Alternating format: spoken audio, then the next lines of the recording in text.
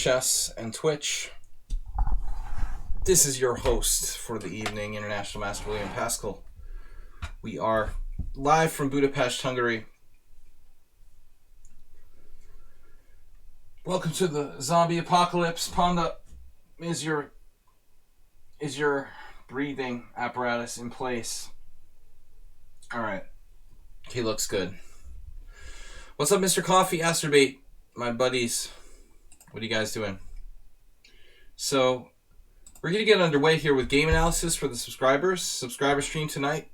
We do 10 games submitted by subscribers for analysis.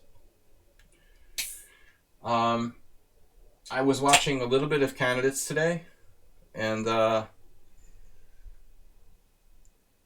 feel very vindicated because I don't like to get involved in like the chat too much in things like these fewer popular major tournaments. A lot of idiots commentating and making stupid comments in the chat window.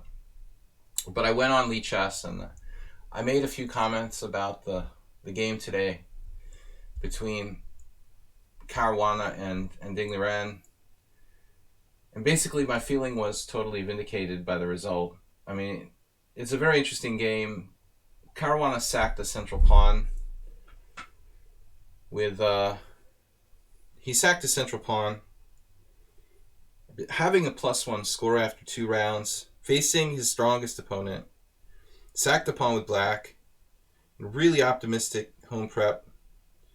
I was honestly shocked, and although it was tricky, you know, all the chat people are all excited. Caruana is a genius, his preparation. I'm like, what? He's down a central pawn against the third best player in the world. The truth was that I think that he probably, you know, was looking at like getting a draw at best, unless Ding makes an unexpected mistake.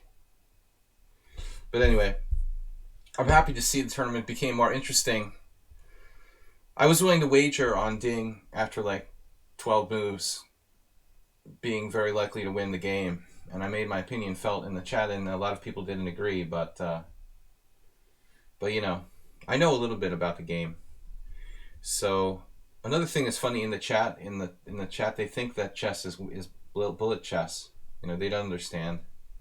The general public don't understand that you have like many minutes. Time is not so important in a long game. So I made my classic pronouncement that basically position is more important than the clock. People didn't want to listen to me, but Ding made the 40th move with like a minute on the clock and then won easily. No surprise.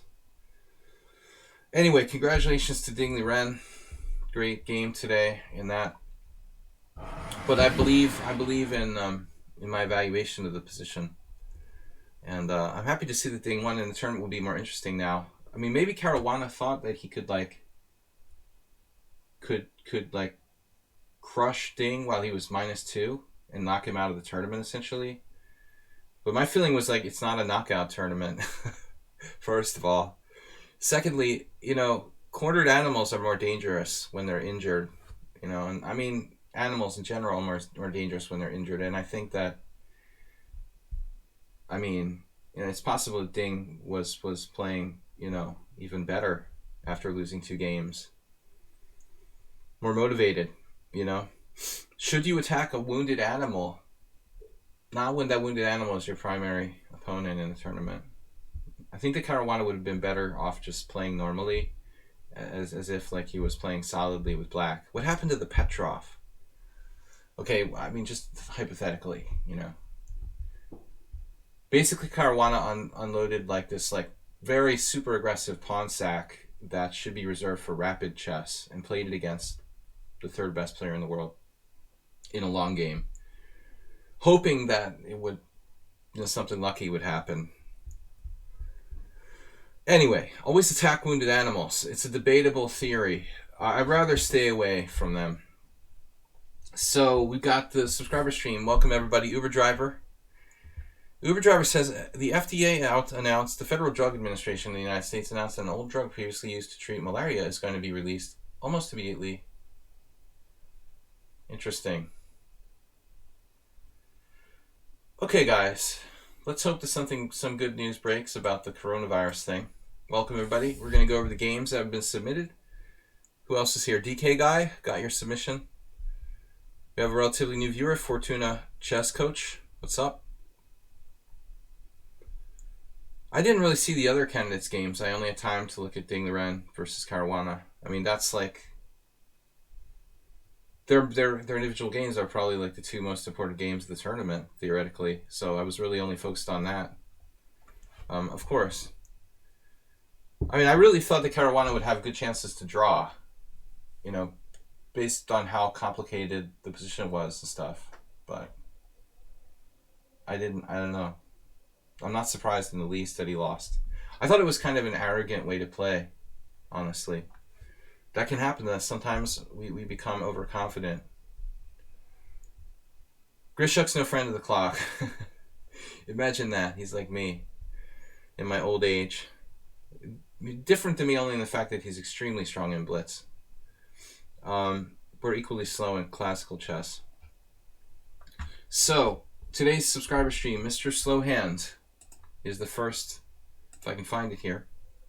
I've got games for Mr. Slowhand, Mr. Coffee, just the misters.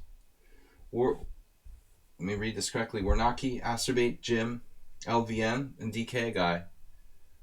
I might have missed someone. If I did, let me know. Maybe I missed Mule Skinner. Looks like I missed Mule Skinner after LVN. Alright, we'll add him. Sometimes they sneak in there. 3, 4, 5, 6, 7, 8. I haven't seen the other games closely. Actually, any of the games. Even the Caruana game, I didn't see the middle game that closely. Okay, it wasn't an easy position to play, but it's not just an average Grandmaster, you know. What Caruana doesn't realize is that he's not just playing another 2700. I saw a little bit of this, I felt like I saw a little bit of this previously from someone else. Maybe it was Carlsen against Ding Liren.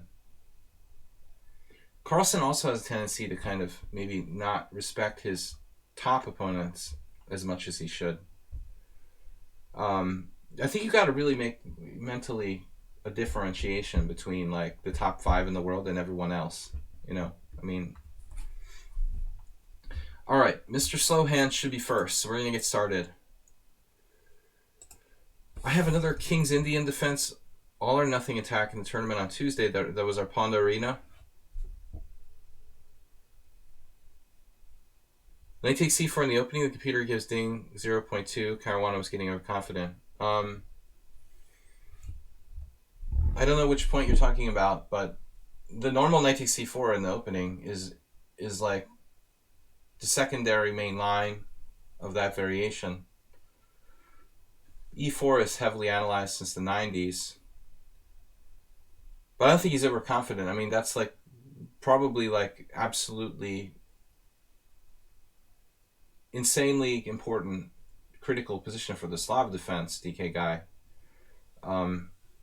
It was all home prep, probably for like the first 15 moves, but not really an optimal spot to use it. You know, I think that's something he should have played against the.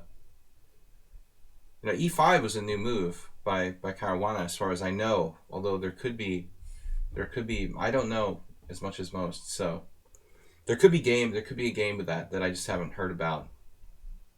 I didn't see any games with E5, so presumably, and judging by Ding's reaction, it was a totally new move. But knight takes c4 is sort of a standard variation. So I think it's just overconfident to sacrifice a pawn against Ding Liren in 10 moves with black, dude. A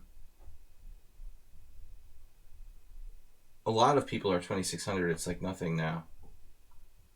But I think there is some pockets of rating inflation and deflation. Okay, so let's check out this game from Mr. Slowhand. King's Indian all on attack in the tournament on Tuesday. It ends with a pretty standard combination. Blavik Slater destroyed me when I was white. Interesting, because normally Blavik doesn't play the King's Indian. Maybe it was a Queen's Indian, King's Indian hybrid. Queen's Indian. Blavix plays the King's Indian, Queen's Indian hybrid. And Tony versus Slow Hand Grind. I hope Tony's not here. Alright. So, it looks like Slow Hand is merciless on the black side of the King's Indian. He's also victimized me recently. D4, Knight F6.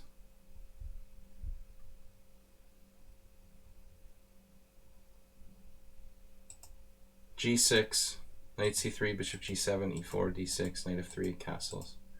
Bishop E2, E5, castles, whatever. Alright, so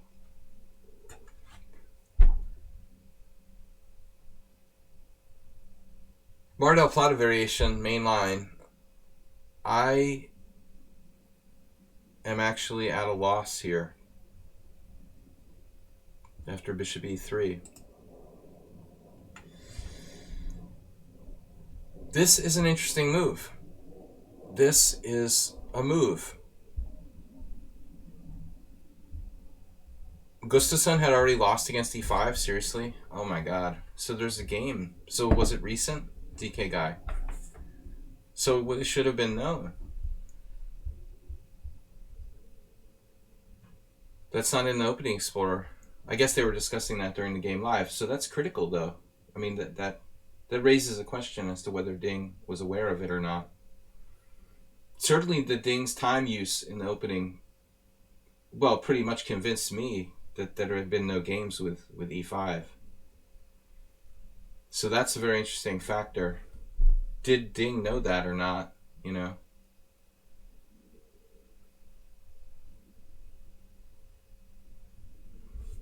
So this is an interesting move. I don't recall ever seeing this, although it has to be, like, known. Bishop E3, a very natural.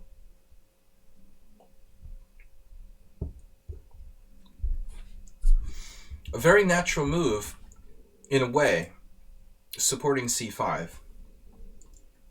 Now, obviously, black can play knight to G4. I mean, if we go back a minute, many years ago, yours truly played Bishop E3 against Grandmaster Alex Scherzer. I actually used to play the Gligorich system with white. Gligorich. This is a very standard idea. And of course we have games with knight G4. But to play it after the center is closed with D5, knight C6, Bishop E3 is not known to me. I'm sure that it's a variation. Knight G4. I mean, it's hard to recommend a move other than knight G4. That's the problem for black. I mean, this might be a really good system because of the fact that it's like not very well known. Knight G4. Now we have two moves, either Bishop D2 or Bishop G5. I don't see much purpose in Bishop C1. The other thing is like leaving the bishop there to get captured, I think is a beginner's mistake. Doesn't mean it's impossible. It would be impossible for white to play that way, to give it up, but I don't see a good way to allow knight takes E3. Very anti-positional. So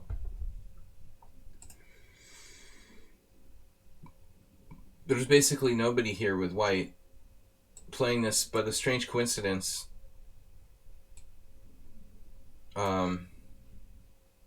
That only Georgian players play it with white.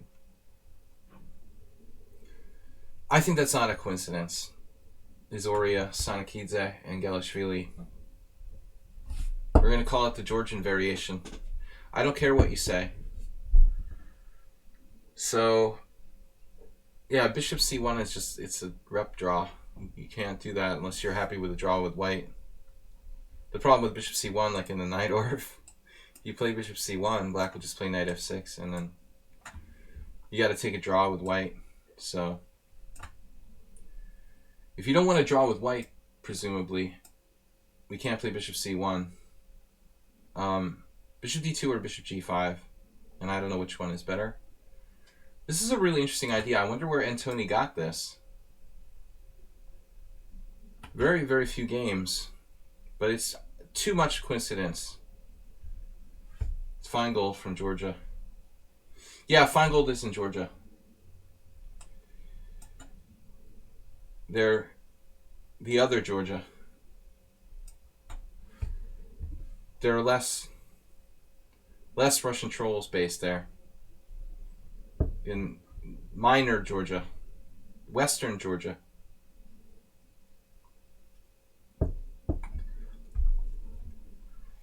Bishop d2,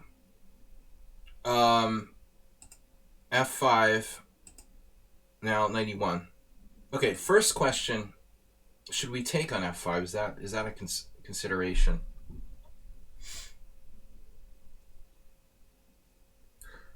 You know, this seems like a good idea for white, for something to kind of avoid the main lines of theory, if it's playable. Paschall 9999, thank you for subscribing. So everybody played knight g5 here. This is the Georgian system. This guy Sanakidze, I played in Aeroflot in 2004, in Moscow. He was just a kid, and I had a good position against him, but somehow I lost. Of course, it was like a very better position for me. Moscow B tournament, 2004. But anyway, knight e1. Knight e1 is the engine's #1 suggestion. Knight g5 is the move that these guys have been playing. Interesting. So Antoni seems to know something here.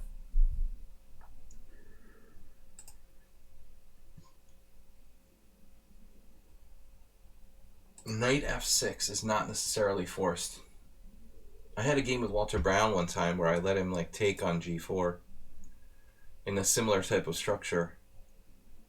It kind of limits black's kingside attack when they play bishop takes g4. But I don't know.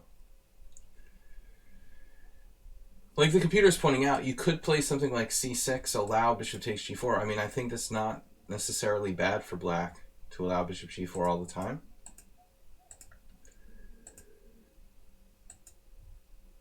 So Mr. Slowhand goes into the kind of classical style position here.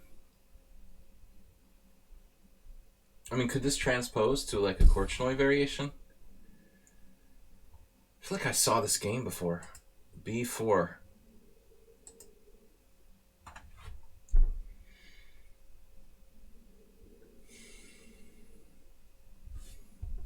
Lots of options. Rook c1. I'm even wondering if I could sack a pawn with some sort of c5. Korchnoi style. It's another... You know, Korchnoi is famous for playing 9a4 against Kasparov, introducing that idea in the Mar del Plata. But again, a4, interesting idea here. Would black react with a5 or not? The argument would be that might weaken black's position. Computer says yes. I'm not sure what Mr. Slowhand would do. Knight d3 for me is the most obvious. It gives us bishop e1. It gives us knight f2. And it supports c5. That was played in all of their games. Okay, so this is a theoretical novelty. b4. Supporting c5. Now g5. To me, like rook c1 seems a little bit like over-prepping. But, I mean, there is the question of once we play c5, what are we going to do? So, c5 would be the normal move, I think. Rook c1, rook f7, standard maneuver, knight d3.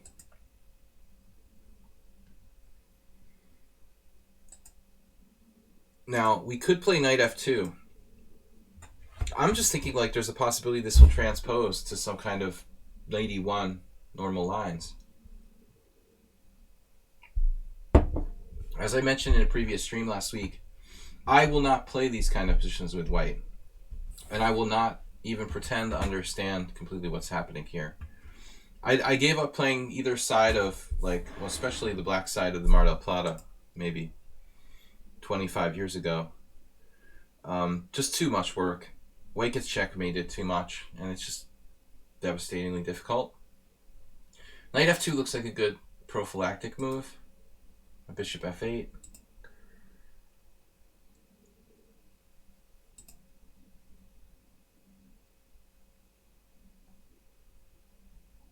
I mean, I don't trust the computer here at all, Computers are notoriously bad in closed positions and Mar del Plata type structures.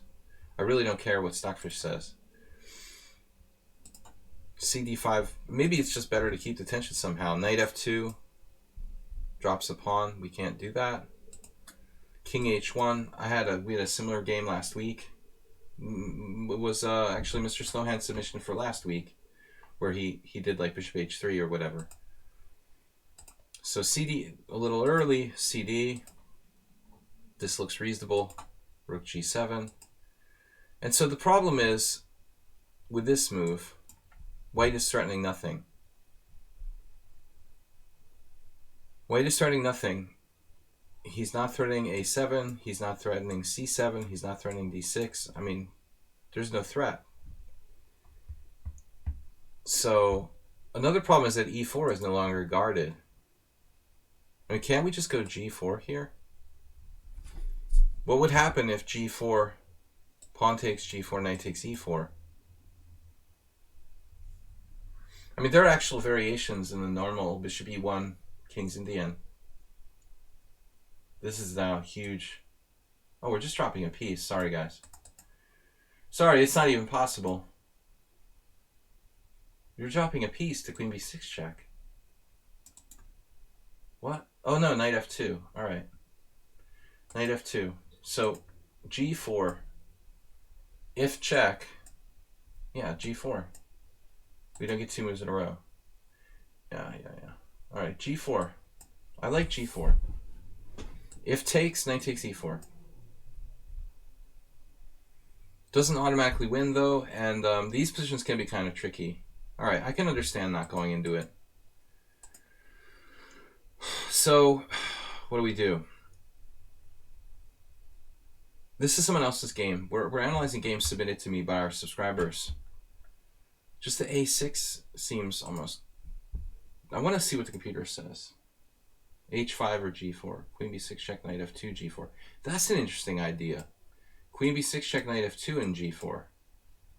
And now if pawn takes pawn, not clear. Yeah, it's not convincing. So it's kind of an interesting position for black to decide what to do here. The engine votes for G4. Why is he claiming a 1.3 advantage? What 1.3 advantage is that? Yeah, we just looked at Queen B6. It's not clear. I don't know what I would do here. It's a tough decision. A6 is probably okay. But the problem can be that the knight A3, knight C4, or even knight A4, knight B6.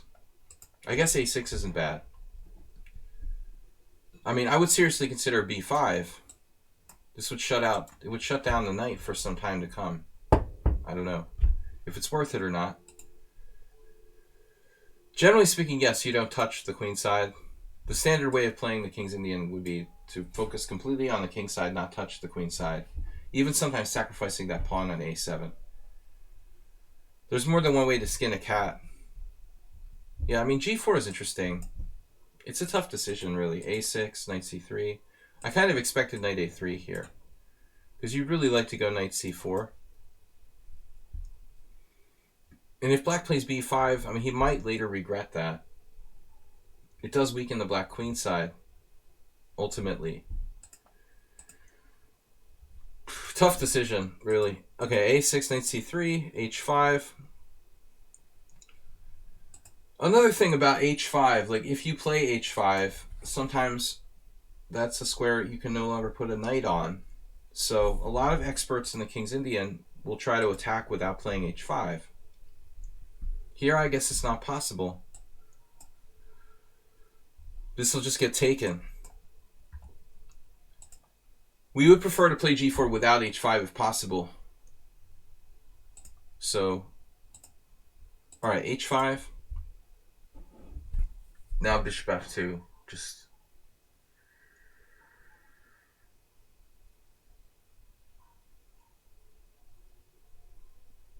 I feel like it's already... Maybe we can play H3.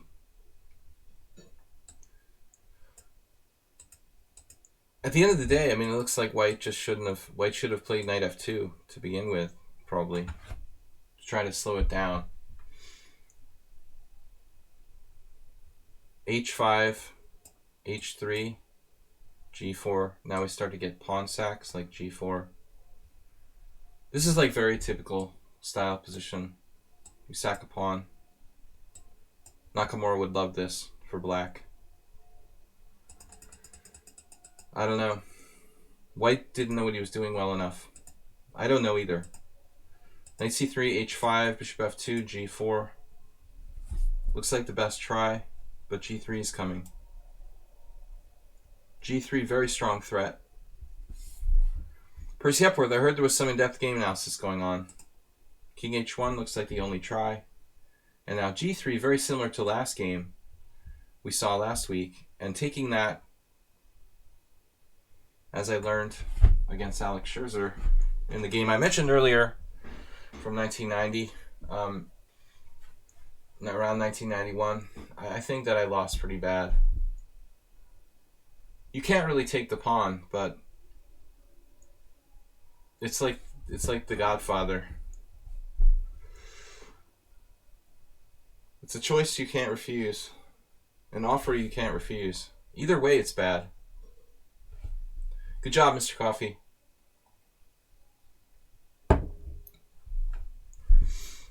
It looks like you should try bishop g1, but it's too slow. Just murder.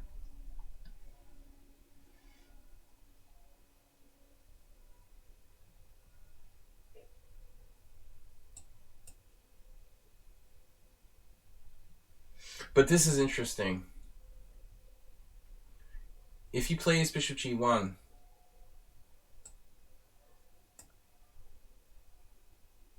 you have to get in there. Jesus. Look at this line.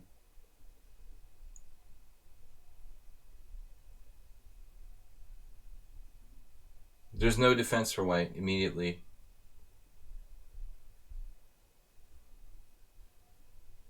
Fenbeingold, that's not true.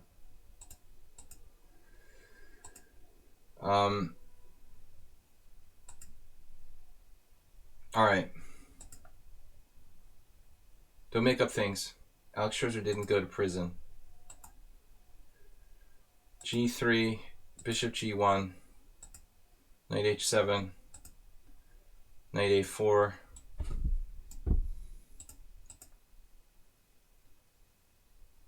That's like saying Oprah Winfrey. Oh, it's not as bad as Oprah Winfrey, but...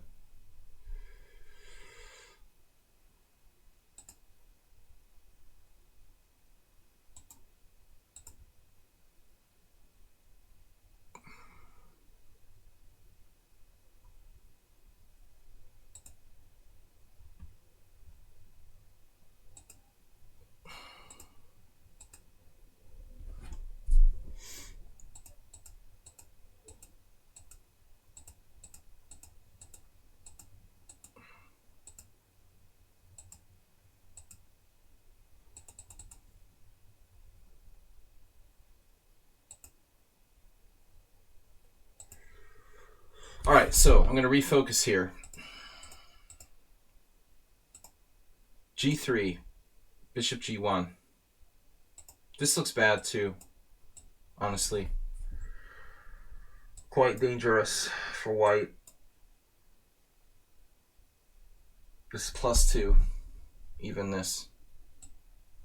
That's how I lost against Scherzer. Bishop g1, this is a better try.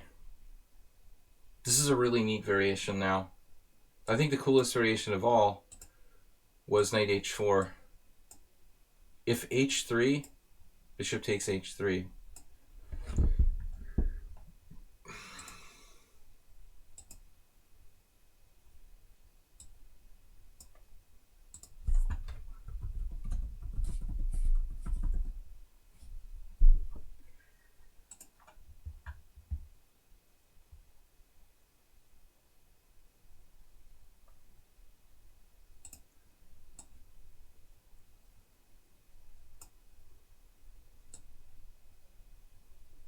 I just want to give Fenbeingold an important definition. The prison and jail are different things. Like, jail is where they hold you when you're accused of doing something. Prison is where you go when you're like actually like convicted of a crime. So innocent people can go to jail when they get accused of a crime. You know, it's not the same as going to prison. So just so you know, there's a major difference. Alex Scherzer is like a practicing MD, dude. He's never gone to prison. All right. Knight a4, queen h4, knight b6, bishop h3. The same idea we saw last time. They do need MDs in prison too. They need them at jail. Jesus Christ, the guy was I'm gonna ban you from the chat, really. It's just really, really childish to like dig up some kind of crap about someone that was acquitted and accused of crimes. It's just ridiculous. The guy was acquitted. He was accused of crimes 15 years ago, acquitted, and then the guy's saying he went to prison. I mean, it's just like, I can't even concentrate. All right. They don't even know the difference between prison and jail. So anyway, bishop g1. Loads of false information, of course. This is a good game, though, by black. Queen h4. It's funny, though. The knight h4 move's so crushing.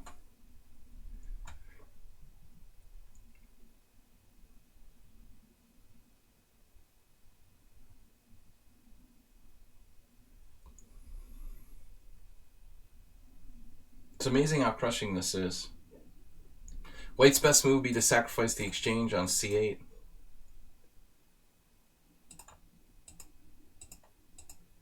Alright, anyway, too complicated for me to even get into this game. It's just too complicated, dude. Bishop g1, knight h7, knight a4. And Tony heading for b6, but this is just a classic position. You can't defend g2. And white is not set up to defend g2. Only knight e1, right? Funny how crushing this is. It's funny because, and also, our hero saw bishop h3 last time. What about playing it right away? That's messed up. How about that? Could you do that? Oh my gosh. You could actually play bishop h3 right away. Mr. Slowhand has to stop submitting these insane King's Indians to the stream. I mean, it's just like, I need an hour to go over this game. It's more complicated than Ding Liren versus Caruana. But this is Slowhand's idea from last game. I mean, it's logical that it should work because we're right that close to playing like g2 with mate. No way to defend it. How about knight e1? Let's see. Knight e1 and then knight h4. All right, so what happens here? G takes h. Oh my gosh.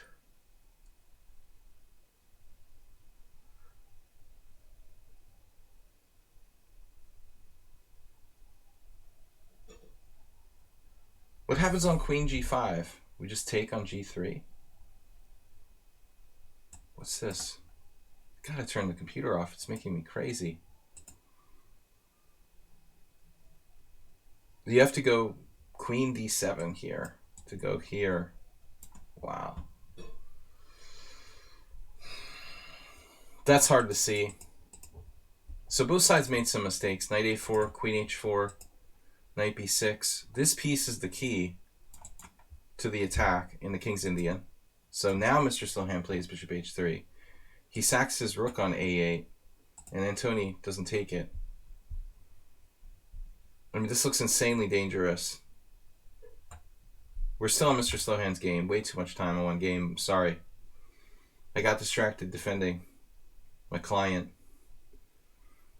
But I'm not a defense lawyer.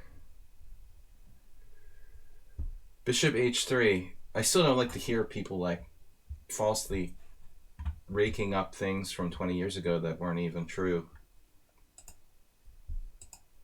Queen h4, knight b6, bishop h3, and now it's made in 5. Oh my god, are you kidding me? What?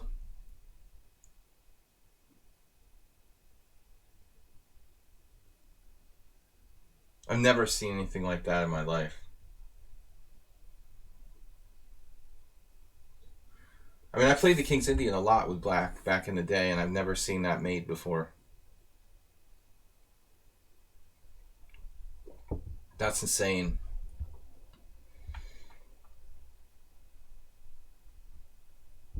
Man, never seen anything like that. Absolutely ridiculous.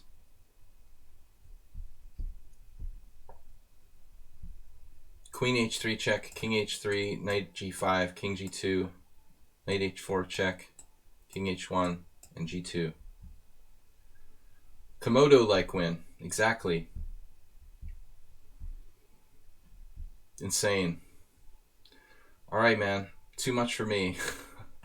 It actually wasn't correct to play queen h4, according to the engine. So what's the bluff here?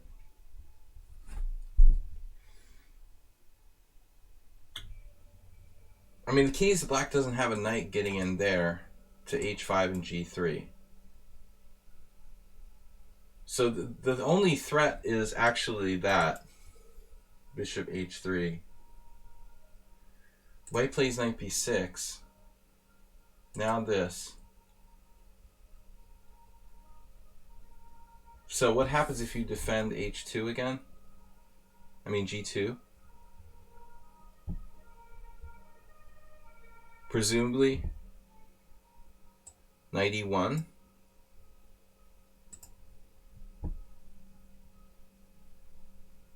It's still a game.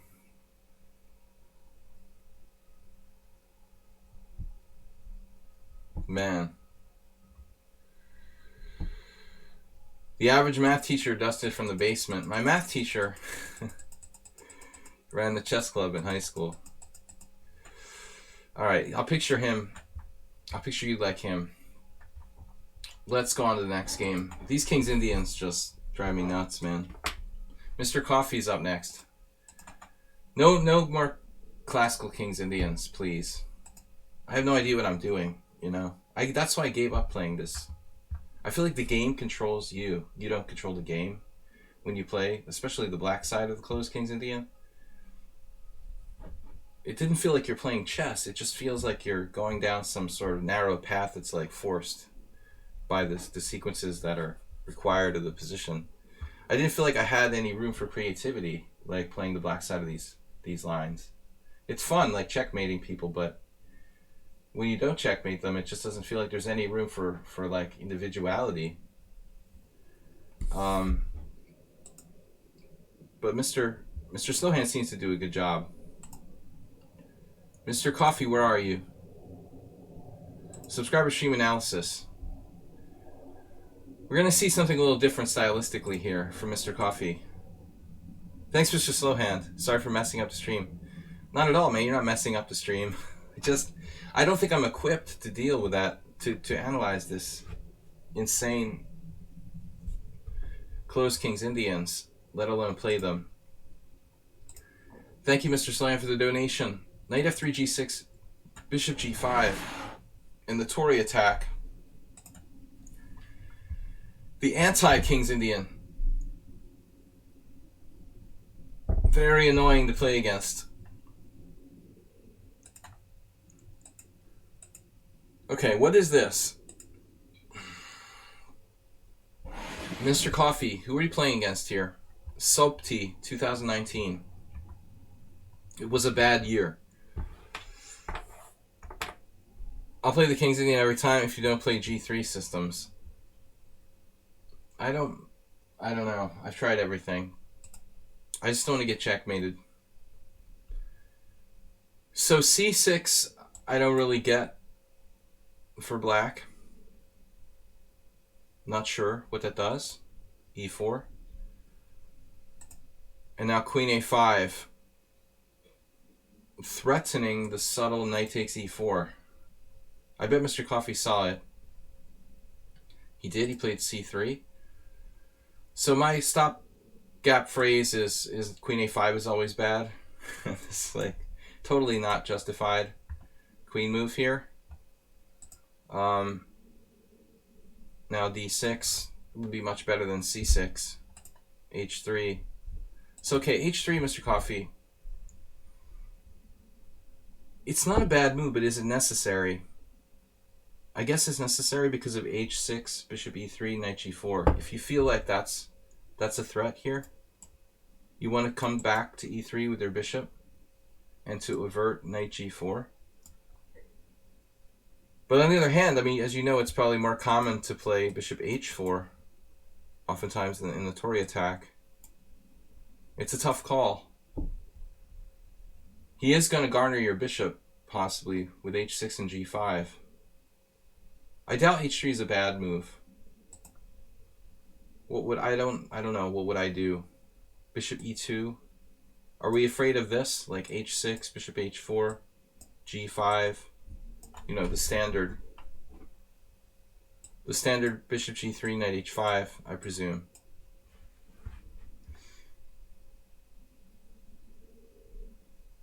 It's also a question of where this bishop should go. d3, c4, or e2.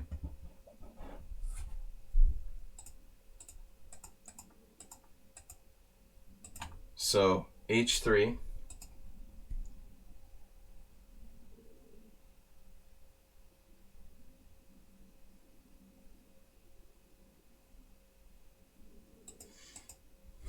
DK guy. The e5, I mean, it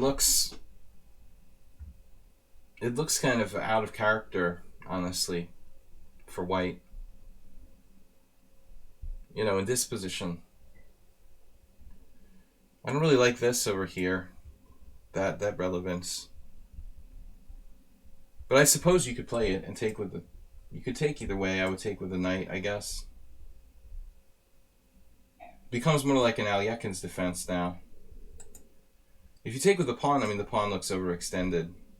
Maybe there's some tactics here, because black is kind of behind in development. Definitely out of character, knight c4, yeah.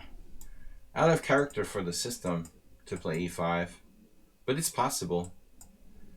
I sort of doubt it. Let's see what the oracle says. The oracle considers bishop c4, h3. I mean, I'm sure e5 is playable.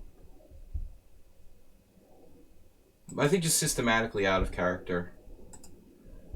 I would play queen e8 with black oftentimes, and sometimes e5 would happen. People would try to play e5 to frustrate me from playing e5. Just never play queen a5. h3 is not a bad move. What about... Yeah, not a bad move. Knight bd7. Yeah, this I don't really get. Bishop c4. Also may not be bad. But I think that Mr. Coffee here has a position. It's steady. He's slightly better. And the only question would be to put the bishop on d3 or put the bishop on e2 at this point. Or maybe even queen c2. I don't like bishop c4. It seems like it's under... Well, it's likely to be attacked by d5. Even d5 right away might be a good move for black. I mean, can he just play this? Yeah, but Mr. Coffee, I don't think you have to play this position with that mentality. You know, I have to stay active as possible. I mean, you basically achieved the ideal pawn center. And I think the philosophy should be different. You know, you should be thinking like, okay, I have a space advantage, I have superior control of the center, and now we're just going to slowly just smother the opponent here, little by little. We've got what we wanted. We got the center. We've got a space advantage. Slowly prevent the opponent from doing anything. I feel like bishop c4 is sort of out of character here. You know, just bishop c4, it seems random to me. Can he, like, undermine your center immediately with d5?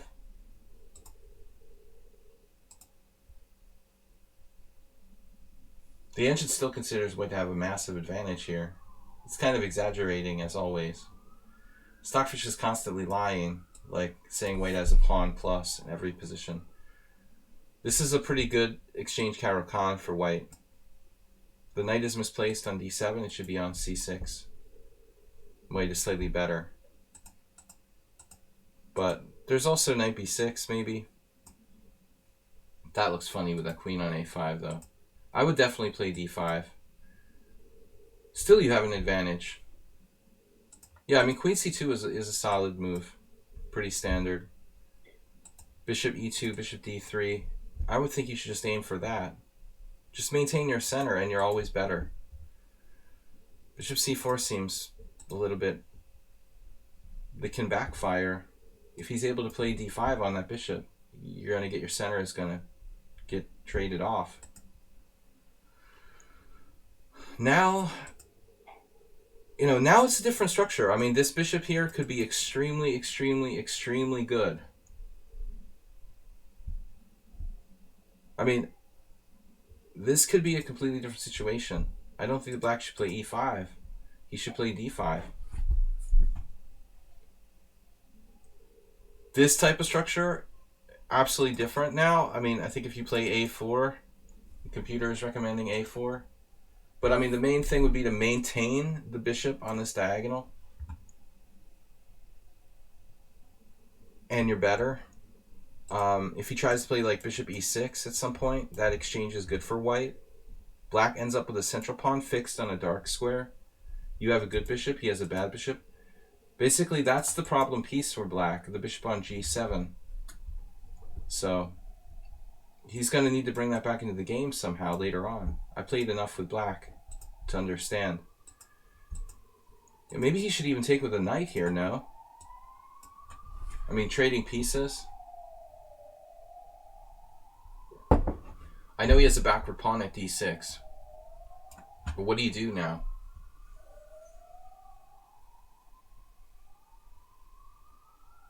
This exchange of pieces should actually improve black's chances.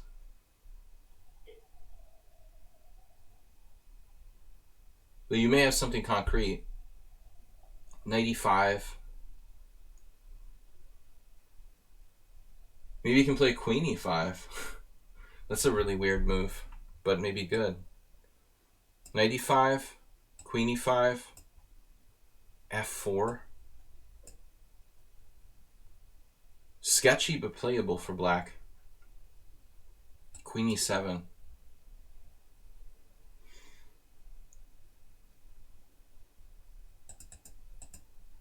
If pawn takes, I was thinking queen f3. And then here maybe black has a real problem. But who knows? Maybe even this is playable. Now the structure is totally fixed. I mean, queen d8. What am I threatening? Only chess-related submissions. Sorry, Bob.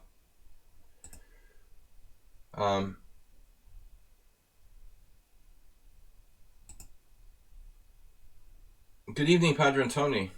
Welcome, Bob. Yeah, I mean something like rook d1, but I'm still not panicking here. Black will play h6, and the symmetrical pawn structure might save him. I'm curious, though, if black should take with a knight. Yes. When you're worse and you have less space, I mean, it should be like very important principle to trade pieces. The key here would be the backward pawn on d6. But you have to evaluate, is that going to remain or not? Are you a remainer? Because if everything's attacked, you know, by knight e5, if it's that offensive, then if white has to trade, I think white loses a chunk of his advantage. This queen e5 move actually works, but I missed something. After f4, black has queen c5. Not necessary to play queen e7. So this is a good move, but it's not forced. You know, it's normally the correct move, but it's not forced. No, I haven't looked at anybody's games yet. We're on the second one. We're a little slow. Castles, castles, queen c2, king h8, fd1.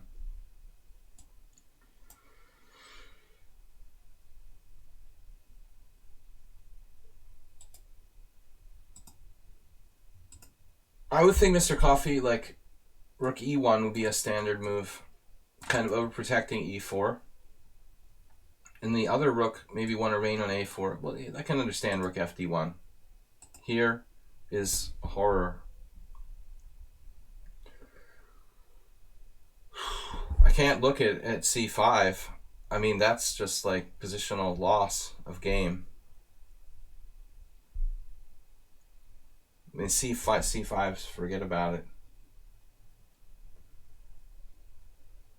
That's over. It's like you got this square is bad enough, but then the d6 square as well. Yeah, c5 just loses strategically.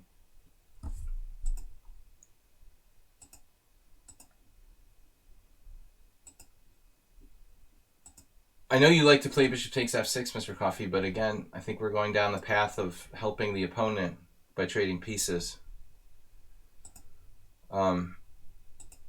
Really no reason to make that exchange.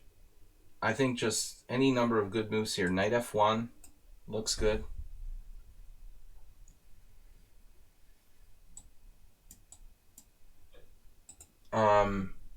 Bishop move, going for c4, a4, probably should be played at some point. This is like a standard move. And there's going to be no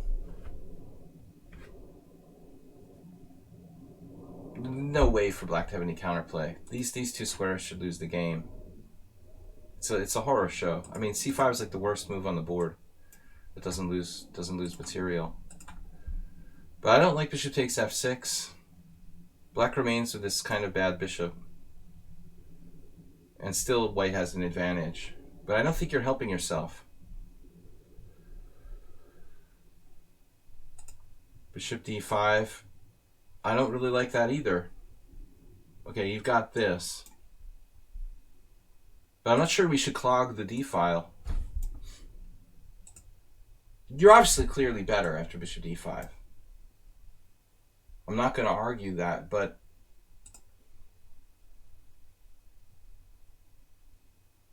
I think that maybe there would be like some value to leaving the d file open for white.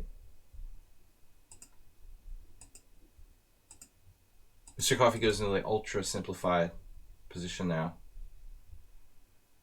Very pleasant for white, but the advantage just like kind of smaller now. And black gets a little bit of counterplay. So you let it slip. You never played a4, which is really going to cost you now. You really should have played a4 at some point to lock down those white squares. Black's coming into his own now. He's improved his position. He's only like very slightly worse. Yeah, and this is like... There's a famous game where Sassanko played Karpov, and Sassanko is a big Catalan player with white. It was a typical Catalan, where Sassanko had his bishop on g2, and Karpov's bishop was like on b7. And the way the Karpov won the game was like playing bishop b7, bishop c8 to keep the bishops on the board. It's a very instructive game. In the endgame, Karpov avoided the exchange of bishops so he could win an endgame with two bishops against bishop and knight. Here, Mr. Coffee's opponent is like doing the anti-Karpov. The anti-Karpov, actually making the exchange that white wants for him by playing bishop b7. Understandable to play that, like, you know, if you had no time or it was like a 1 minute game, But this guy is 2019. He has 14 minutes and played bishop b7. Loses instantly from the positional level. It's not easy for black to play because he can't move his bishop anywhere. He can't move it here. He can maybe put it on a6, but you can't trade bishops with black in this position. There's no way you can do that. So I think Mr. Coffey should probably avail himself of the opportunity to take that bishop while he can. I'm not sure that b4 is a good move, actually. No, bishop e6 from overdriver is also bad, you know, but not as bad. I still think this is terrible for black, even this position. Very difficult to hold this. You know, even though you don't have d5, black's structure is awful, you know. I mean, and the worst bishop, it's terrible too. You should not trade that bishop. But I think the b4 is probably a mistake for white. Because now Mr. Coffey has a problem with the c file.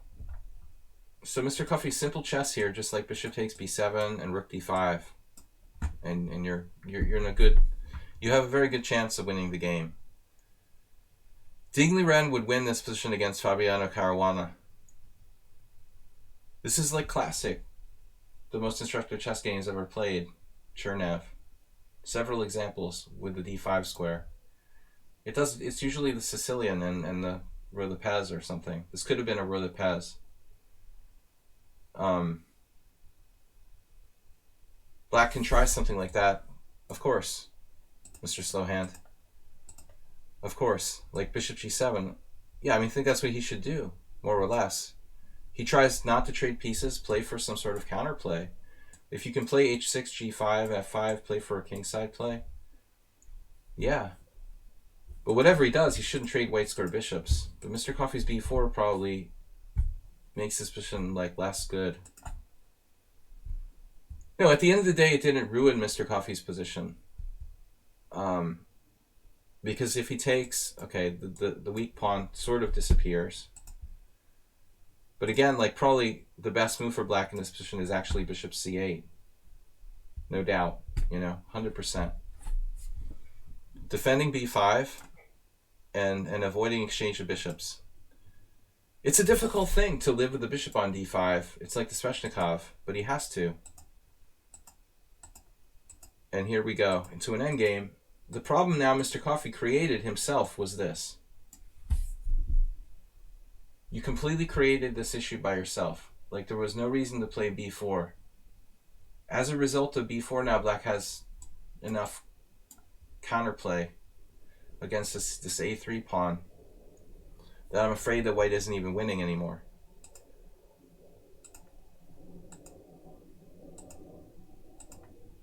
It looks like it's kind of equal now.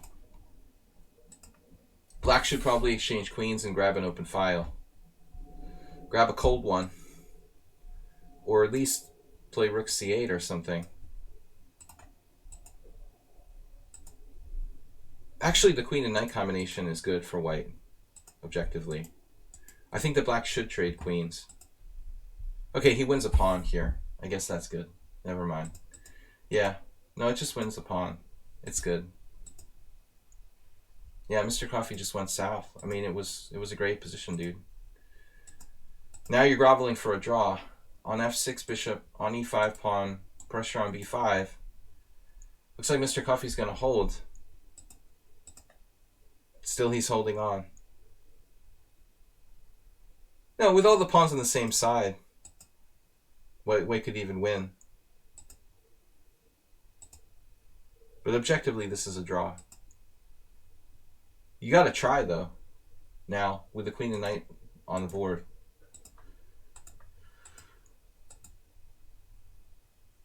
Don't want to trade stuff, but you win a pawn here? No. It's a draw. You can try. You should try. Queen and knight with the d5 square.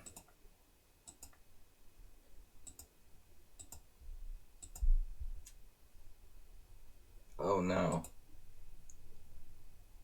You know, Mr. Coffee, it's important to keep in mind here, you've got to be mindful of the fact that,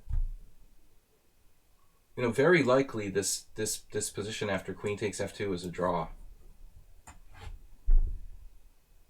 And so you don't want to go from the frying pan into the fire voluntarily.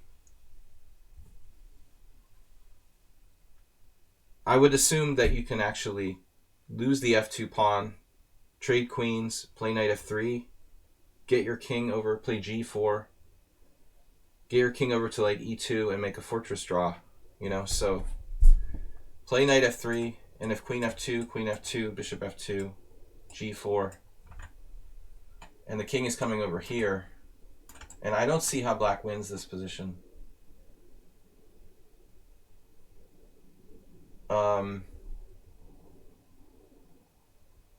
I don't think that white can lose. I mean, it's possible, of course, but it's objectively a draw. A lot of people have lost positions like that, Mr. Coffee. Don't feel bad. This is like panic mode. Yeah, I don't think that you can survive with the queens on the board.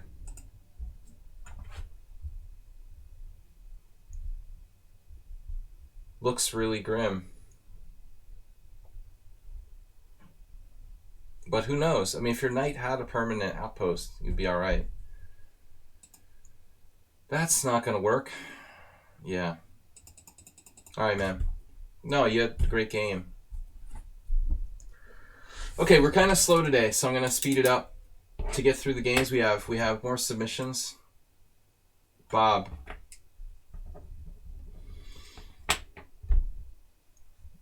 What's this from LVN? LVN, what happened? You sent me a game earlier, no? I can do much more with this kind of game. Not to hurt Mr. Slowhand's feelings, but I can explain a lot more. Whereas the classical King's Indian, you know, is like, it's pure calculation. I mean, that Mar del Plata King's Indian, it's just pure calculation. It's hard to really teach like principles when we're looking at a game like that. But this kind of game, there was really a lot to it that I think is instructive to players of all levels. Good game, Mr. Coffee. You had him beat and you let him off the hook. So Warnacki was up next. How's everybody with the zombie situation? I'm stocking up on steaks and hammers. Crafting my own. 20 messages from Asterbait. Dude, they're his games. Don't worry. They're his game submissions. Ominous.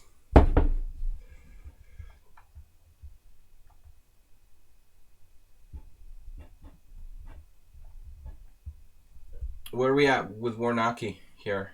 Hello there. Quarantine Master. Today I present before you a game with my favorite opening. A5 on move 1. Oh, now I'm a contributor to the study. Okay, thanks for clarifying that. So, we are black. I call this the Mexican defense.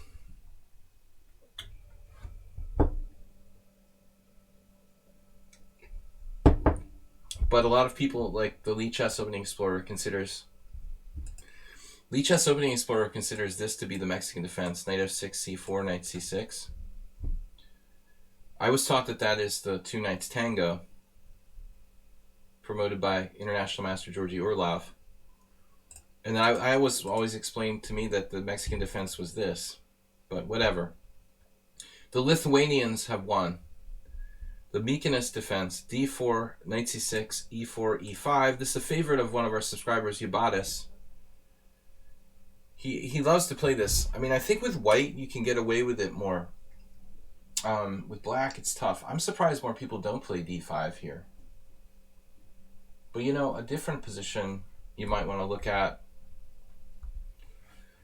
Consider the similarities to e4, e5, knight f3. No, excuse me. e4, knight c6, d4, e5, knight f3 here.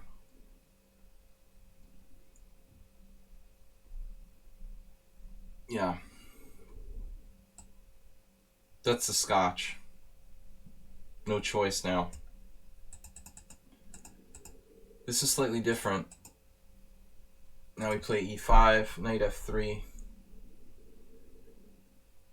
Only 161 games with knight f3. But you don't have any choice after knight f3.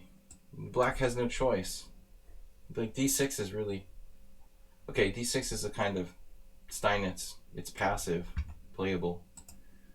Not great. The question is this.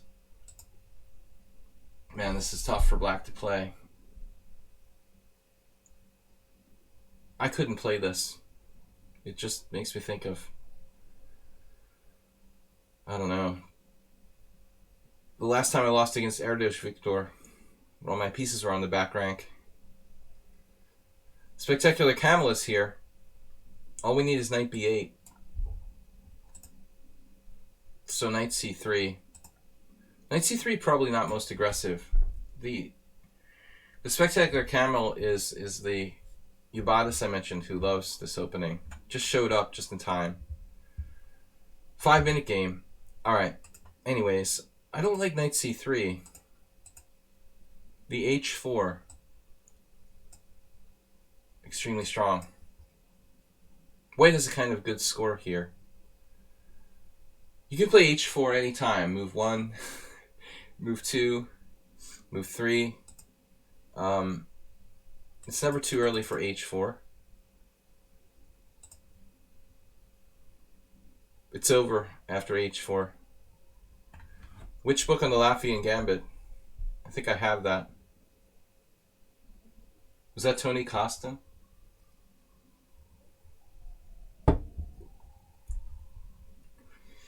Not a lot of books on the Latvian Gambit.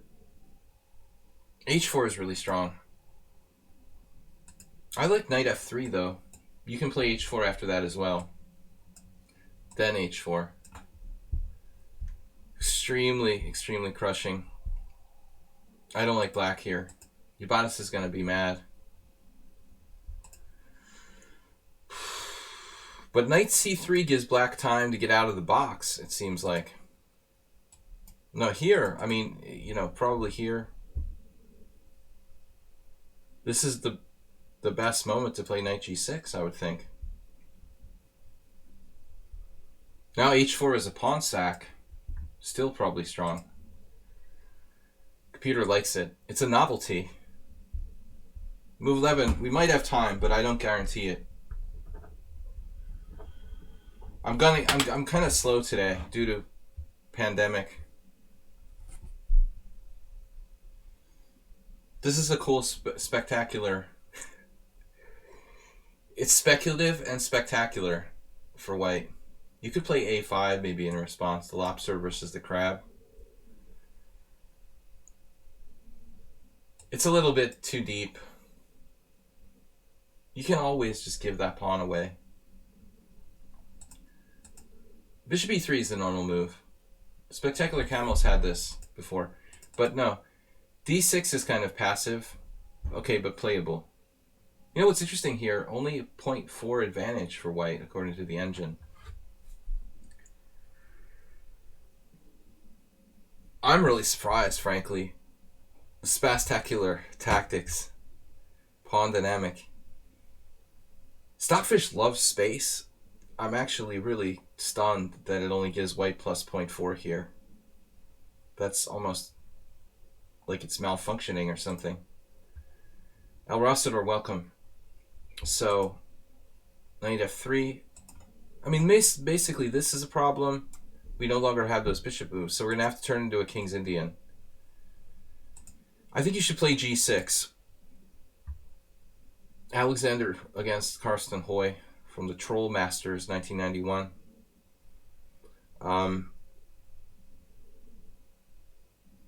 Bishop h6. Trading the dark square bishop. Probably not a bad idea. Knight f6 here. That move is curious. So Zarnicki played this.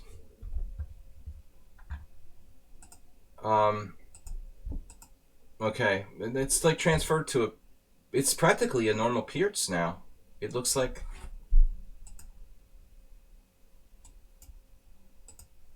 It looks like white practically transposed to a classical Pierce where he played d5.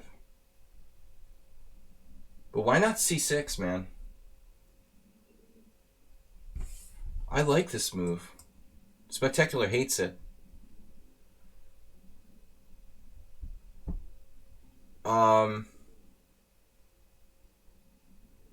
I know that this is a backward pawn, but ideally what you want to do is destroy the enemy's center.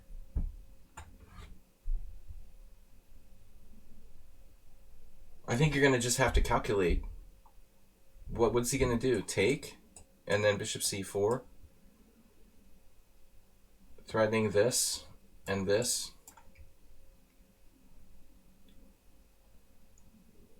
You know, even like, we can go d5 now. I'm not quite sure what's happening here. We might even have this. Apparently bishop g5 is strong.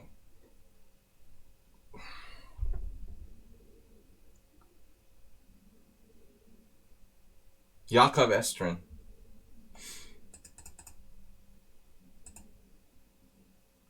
So, you were scared.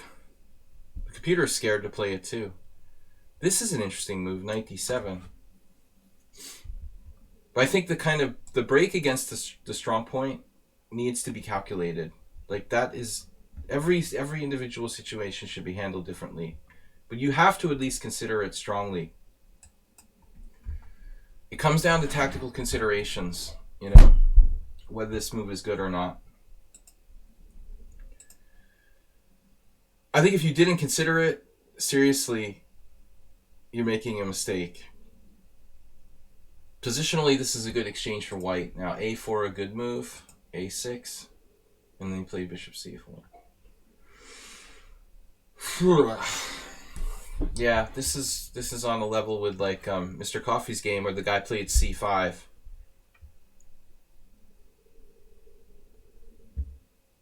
This is a bishop only a mother could love.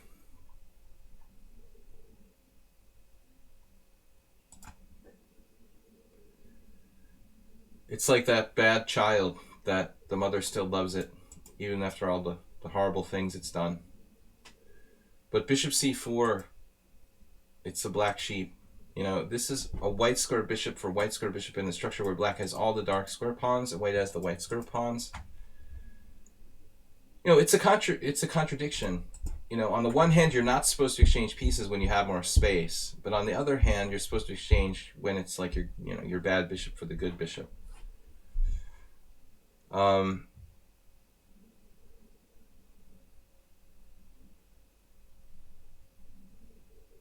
Contradictory to the principles of Nimzovich.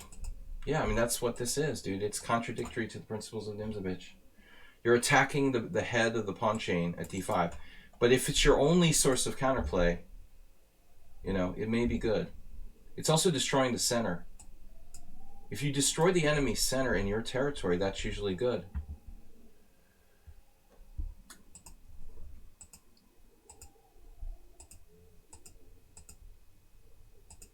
But anyways,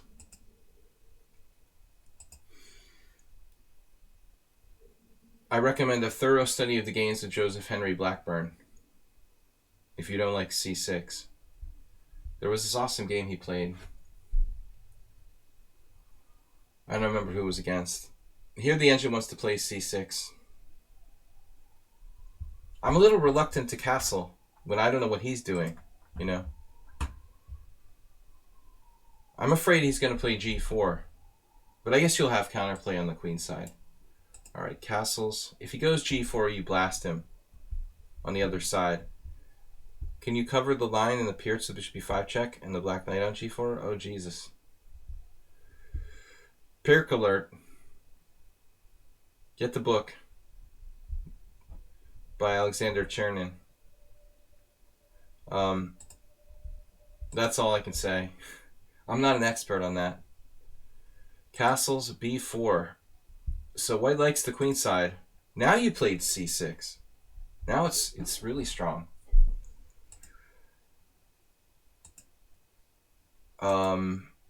Hello. It's just over now. He loses a piece. Does he have 92? He'll have 92. So you could have played rook c8. I mean, Bob, we're kind of a little bit overwhelmed with the coronavirus news, basically, since that's all that I ever hear about. I'm trying to kind of move away from that into other territory for maybe 5 minutes of my day. That's fine, though, if you want to focus on coronavirus. Something original that we don't really have much exposure to. There's one defense here, 92.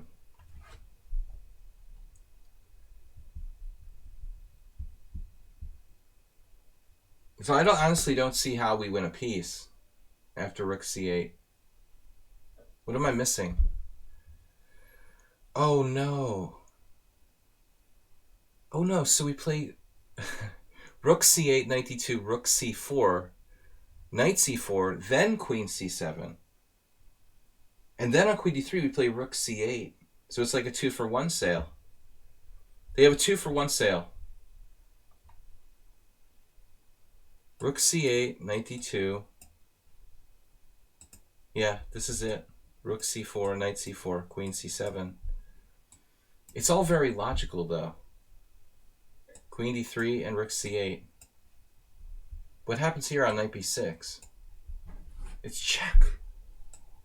How convenient that that is check, right? And how convenient that this bishop is protected by the knight on f6. So you end up winning 2 pieces for a rook. Though I don't think in the hands of an amateur this is like game over. White has a queenside majority. And the knight is really well placed on b6. So it's still a lot of work to do.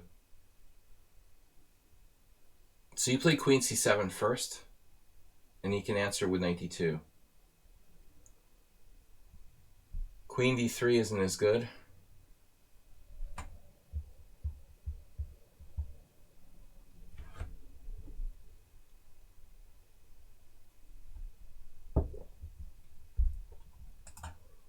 Queen d3 and e4, nice move. Yeah, this is the other avenue that white just completely neglected. I don't know, man. It's really this move. He can play knight takes d5, knight takes d5, bishop takes d5. Maybe it's not that bad. I think that black totally got out of it. Black is fine now. What a massive change in the position. But what an optimistic move, b4. And the other thing is the bishop c4, like I was saying. I mean, that's really where the mistake started. Just play bishop takes, bishop. Probably you should play knight takes. Because ultimately, if you take with the queen, I mean, what happens to this knight? Where's the knight going to go? You know, from there. Maybe just might as well just take with the knight. Okay. So, let's see what happened. Bishop e3, castles, b4, really bad, c6, and then a5 is just... Looks like you're winning now.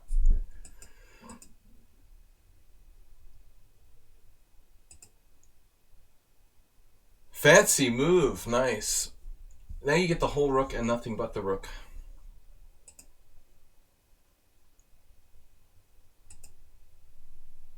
No. Everything's hanging. I'll have an everything burger. Bishops, rooks. Doesn't matter. I think you should simplify, you know? don't give yourself a chance to make another mistake. When you're up pieces, just trade. This is a foolish decision not to trade. Keep it simple. Anyway, it doesn't matter. You're up a rook here. Enough seen.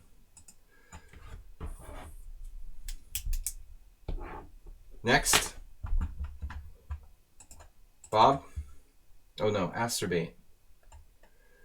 Asterbate submitted all of his games there. The message system is horrid now. I agree. It was always horrid. It's just horrid in a different way. I was thinking 2 games for Thursday, knowing that you would rather commentate on quality games. I was able to weed out the one. It's not my best show for the week, which is a 6 CPL. The second best is 22 CPL. All right, 16 moves. Let's speed through this one. I'm a good reader. Speed reading. I did pretty well in the SAT reading comprehension, by the way. I wasn't shabby. But I think I've lost something off my fastball. It's the virus, Bob. It's taking a lot out of me. Yeah, something like that. I don't remember. It wasn't earth-shaking, but it was good. All right. Not good enough to get into Harvard. Not enough for Ivy League, but just shy. But almost nobody at my high school ever got into an Ivy League school, so I was kind of handicapped. E4, E5, knight F3. I think I was 690, Bob. But I don't remember now. It's been so long. B plus, A minus. E4, E5, knight F3. What do we got? That was back in the dinosaur era, though. Probably the SAT was a lot harder in those days.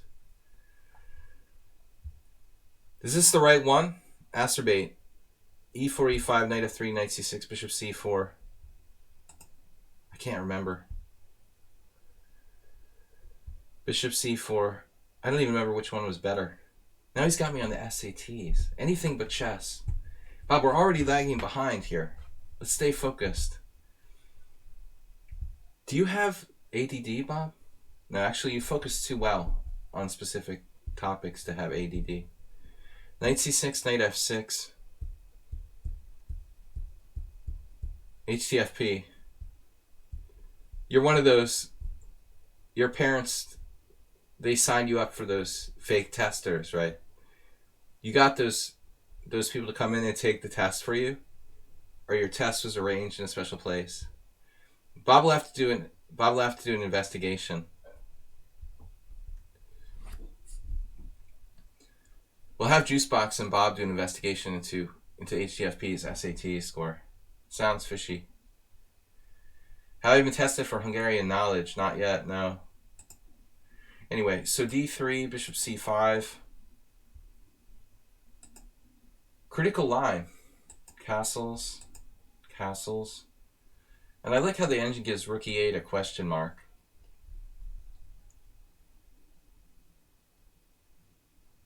It's hard to give that move a question mark. It doesn't seem that bad. Dubious.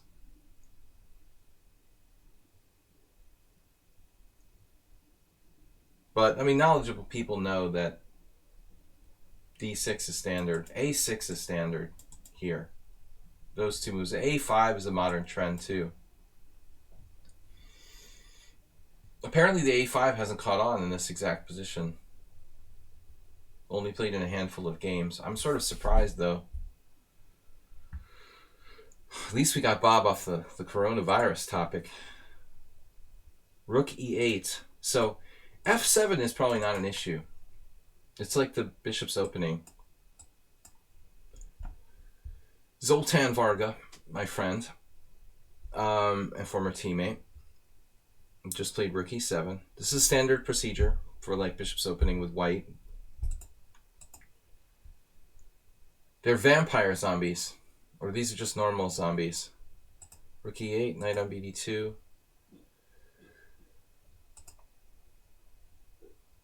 After D5, E takes D5. Interesting.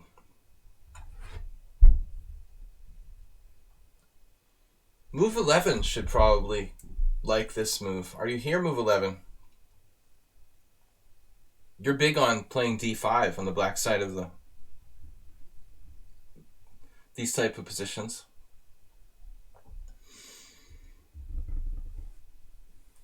You'd probably like this for black. It's very risky, you know, because black has the sensitivity on f7. But from the standpoint of strategic play, I mean, it makes a lot of sense. This d3 pawn can be backward here.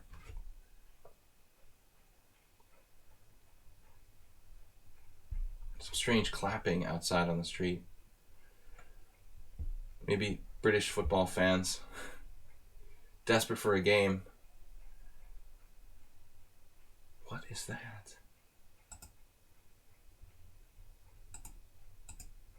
What is that clapping?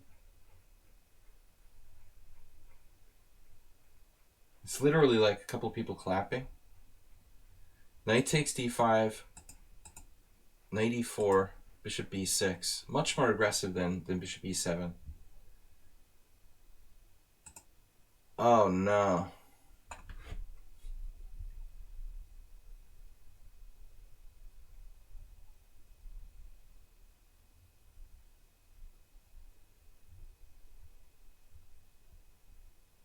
What are you doing? What is this? What the heck are you doing? Masturbate, what is bishop takes d5? Mr. Slohan, you play Korchnoi in 99? Kramnik in 99. Mr. Slohan's not that old, man.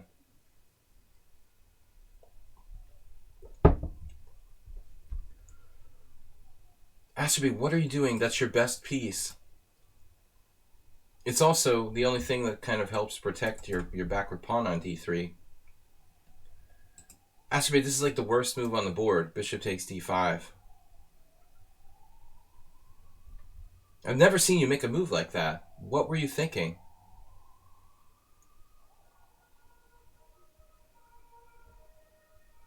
This is interesting. You could go for some kind of crazy fried liver. h6, queen h5.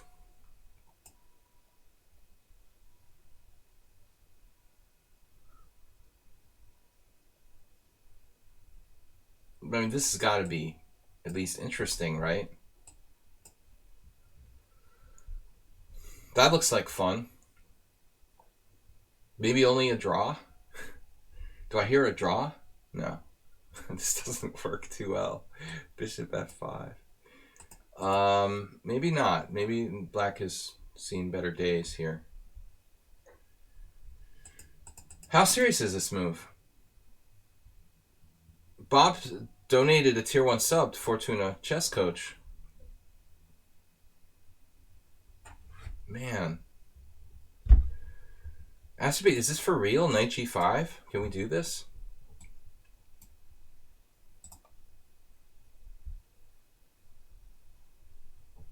I found it without the engine. You guys ever watch the original Star Trek? There was an episode. They're always doing that, Mr. Spock and Captain Kirk, and it's like, Captain, you have to trust your human intuition this time. Mr. You know, I can't calculate. I'm too weak. Fortuna Chess Coach just went nuts. When he gets donated a sub, he turns around and donates 5 subs. He's like a multiplication. Fortuna, wow. How many subs? 5 subs you just donated. Johnny Elite, The Real Jackass, Eros Slex, Pishtik, and Skewerly. Isn't Skewerly also a streamer? Yeah. Yeah. That's cool. So you just turned around and donated 5 subs. Thank you, man. I'm excited about my move here, though. You know, what should Astrobate do? This is Captain Kirk's intuition. I didn't calculate. But we checked it with the computer and it's right. But this is only possible, I think, because of that rook e8 move. That's the secret to why this would work. But Astrobate, this is a horrifying move, dude. Squirrely. That's different, Bob. Do they eat squirrel down in your territories? Is that a common dish? North Carolina, Bob? My kids were asking me, do people really eat squirrel? I told them in North Carolina they do, but I'm not sure. It's a backwoods thing. Usually you should try to delay h6 as long as possible in Italian games, generally 45 games, but what should you look at when you have to decide whether to play it or not? Listen, interesting question, Antony. I try not to play it, but I'm not an expert. I mean, I don't play e45. I don't consider myself an authority. You'll see people who play it like here on move 7 or whatever. I think it's a bad idea. Move 11 just donated 5 gift subs. Rex, Vosham Chess, Clash Kid, Lurking, Russian Alpha Zero, and John Ken. And Move 11 just donated another one for Trika Set, who I recognize that handle as well. Wow, awesome, guys. Thank you. But if you continue with these gift subs and stuff, I'm never going to get to concentrate, and we're never going to be able to get through more than like 2 more games. I only have an hour left. I have to analyze like 6 games. Guys are heroes. Thank you. Sorry for donating. I'm just kidding. That's awesome. Thank you. But I was struggling to get through these games today. I think being locked up in the house is having a negative effect. Definitely. Not a good thing, for the energy level, not to be able to go out and exercise.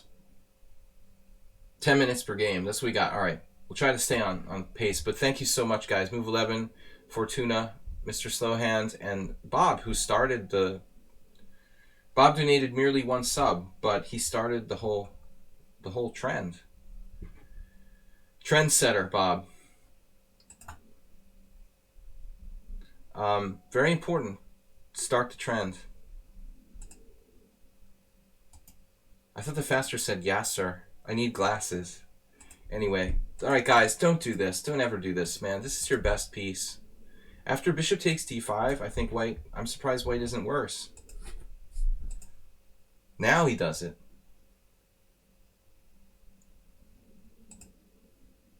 White's position is strategically horrible.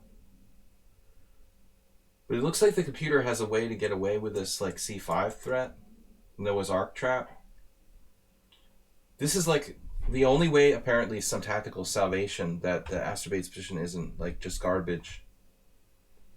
This idea of trapping the bishop on b6 with like c5, a3, and b4. Literally the only reason why white isn't like clearly worse here. So after this, white broke him down. But I mean, bishop f5, logical. You have to protect h7. And the bishop will just settle in on g6, and it's just over for the d3 pawn. White is toast here. Strategically toast. Botvinnik on space advantages. Your position is gone. But very fortunate here. Slight problem for black. Oof. It's mate, and you lose a rook. So h7 is not the biggest problem. I mean, can the king escape? Queen h7, queen h8, king e7, king e7, king f8, king e7, excuse me. Can you try to run away? Astrobate played c4. Oof, that was kind of a mean move, dude. I like that, though. He's not settling for a queen takes h7 check. I appreciate this move a lot, c4. When you see a good move, look for a better move. He drives the queen away from possibly helping in defense.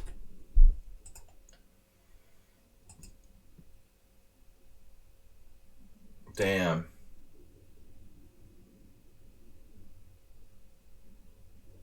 That's even better than I think that's even better than, or at least equal to, the earlier mate by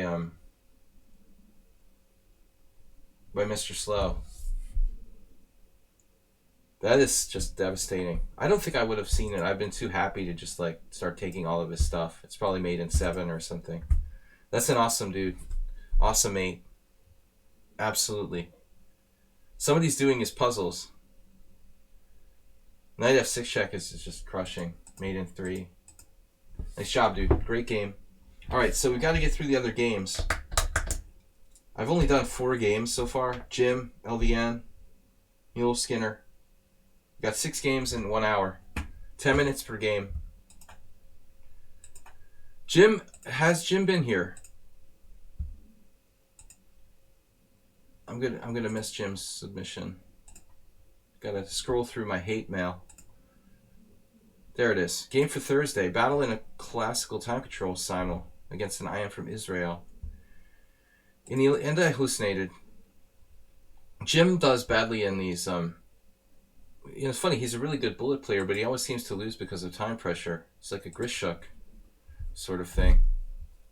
The Aster mate. Nice job. Asterbait is one of the biggest improvers on the stream. He's seriously gone from like 1300 to 1700 in the last like year and a half. 400 point improvement. Okay, so I don't know this guy personally, but he's a pretty good player. D4, knight f6. Jim is playing black. Jim always submits games with black. E5, d takes e5. Yeah, I mean, the thing about Grishuk is that he's an awesome blitz player. But there's a lot of people who are like that. Walter Brown was like that. He's a time pressure addict, but at the same time, he's like one of the best blitz players. But still, he ends up losing games sometimes.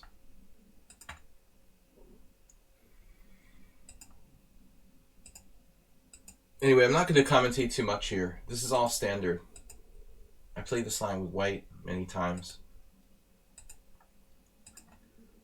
Actually, this is one of our subscribers. Miralles would always play this line against me, but he would do something strange here.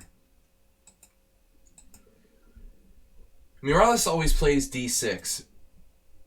This kind of queer side variation that I never really paid attention to, but his idea is interpreted like in a weird way. He's trying to play castle's queen side sometimes. That is not really a normal way of conducting this variation, attempting to castle queen side. I mean, that's crazy strategically. It's much easier for white to play for an attack on that side. So, as you can see, like most people play castles. There is an interesting move here, b6. But for the most part, castles. d6 may not be bad. I just don't like castling queenside.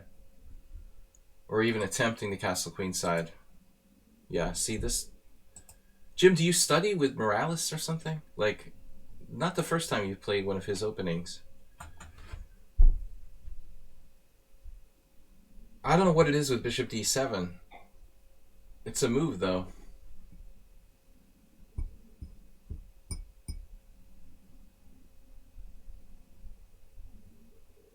I saw Uncle Yermo play it like bishop takes d2, queen d2, and b6.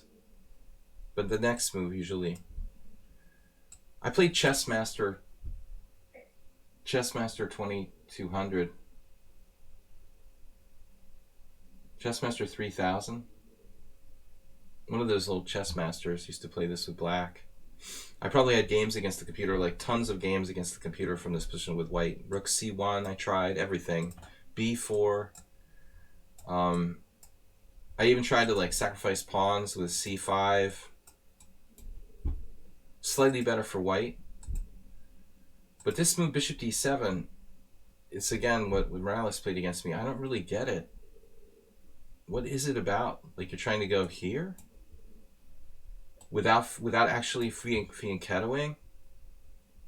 I'd be really scared that my bishop is hanging out to dry on b4 for the rest of your life. So you see a lot of people played a3 here for white, including probably me in some simul game because I didn't have a lot of time. But the pin is gone, you know? So I would suspect that I probably tried this against Morales.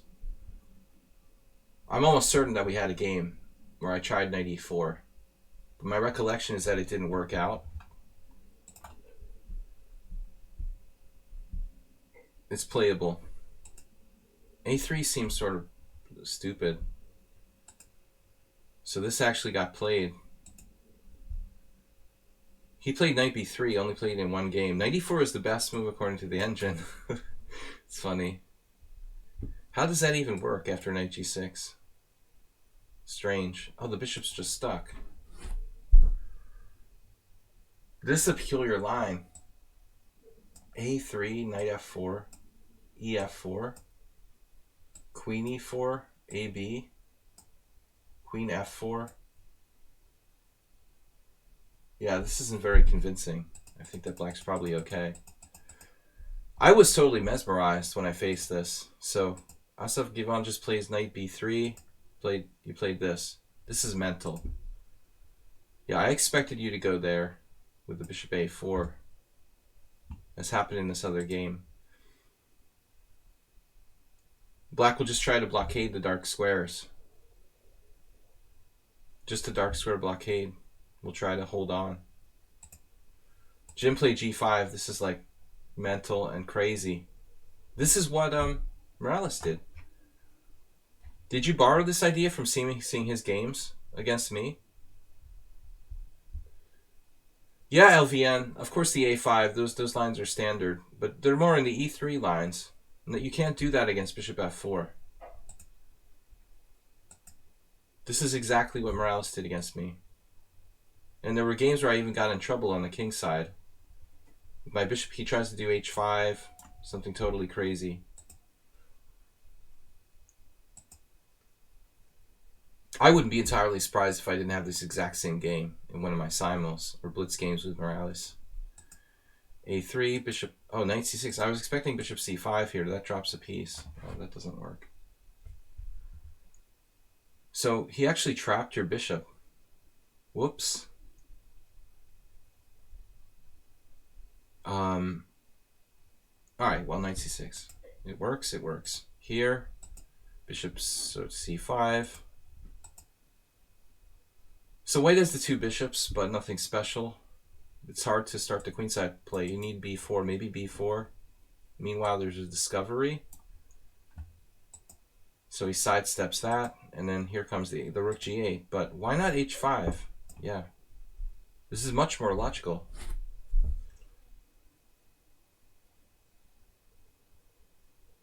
Looks like you're rolling first, and it looks like one of those games that I struggled with.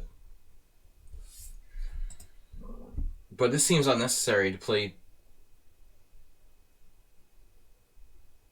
rook dg8 as the engine questioned. This very natural move from your opponent. I would not take that pawn. h5. Unfortunately, he's a lot faster now. So do you have this? Jim wisely played knight d8 with the idea of knight e6 maybe as a good defensive resource. Another person who will like this game a lot is another one of our subscribers, Someone on Sound. He wants to play the Budapest too. He'll really appreciate this. How do you have time for f5? Seriously. But he didn't want to see bishop e5, bishop f6. If h4, bishop e5. So you're playing just like a combination of Someone on Sound and Morales, Jim. And white played very principled chess. You got to admit. This is a principled guy. G4, bishop f4. Now that bishop is solid, you had your chances, it looks like. I don't like that bishop there. And the player is very happy to trade queens. Black doesn't want to trade queens.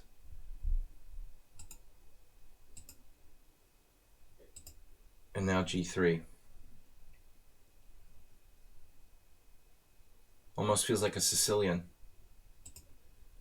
But a player of this level, Jim's opponent, like myself, is probably experienced and really good at endgames, I would assume. What?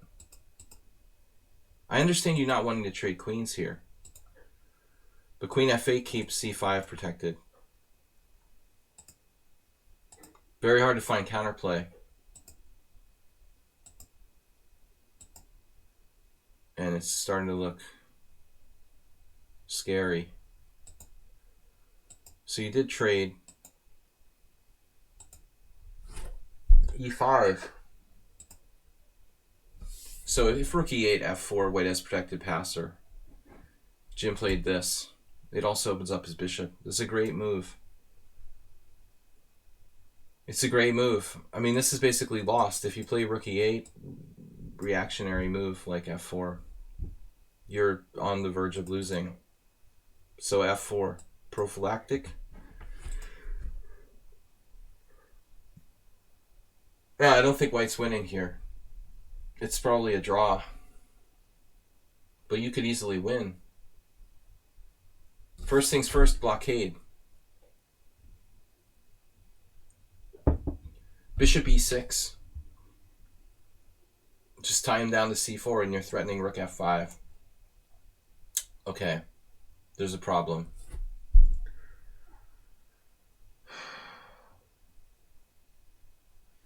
All right, so you have to play bishop e6, king c8, and then a rook f5, it looks like. But probably you can do it. This is the plan here, followed by rook f5. Well, you might be able to do that. I don't know what a6 will really change, though. White will just play a4. Anyway, did you play bishop e6?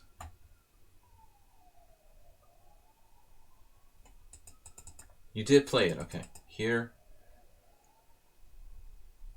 As c4 is just hanging. I guess we're on time pressure. What happened? Draw. Where? The game score is not cooperating with me. What did I do? Go down an analysis line? Yeah, I went down an analysis variation.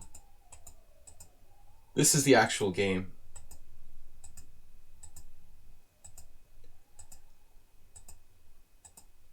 Jim got overwhelming pressure against g2. Still good counterplay. I would play g3, but there's problems with the back rank.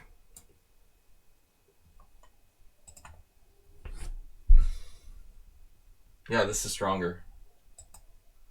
You can't let him on the back rank. I didn't see the draw. I didn't see anything but the Caruana game. And I said during the game, after the opening, Caruana's gambling. He's out of his mind. And that I would wager on Ding, and I was right. That's the only game I've seen, really. The others I just, like, scrolled through. This is terrible. You don't want to let him play this, but... What a game, dude. Great game. So Jim's, like, winning. White remains with a very strong outside pawn. Now g3. It's ridiculous if you lose.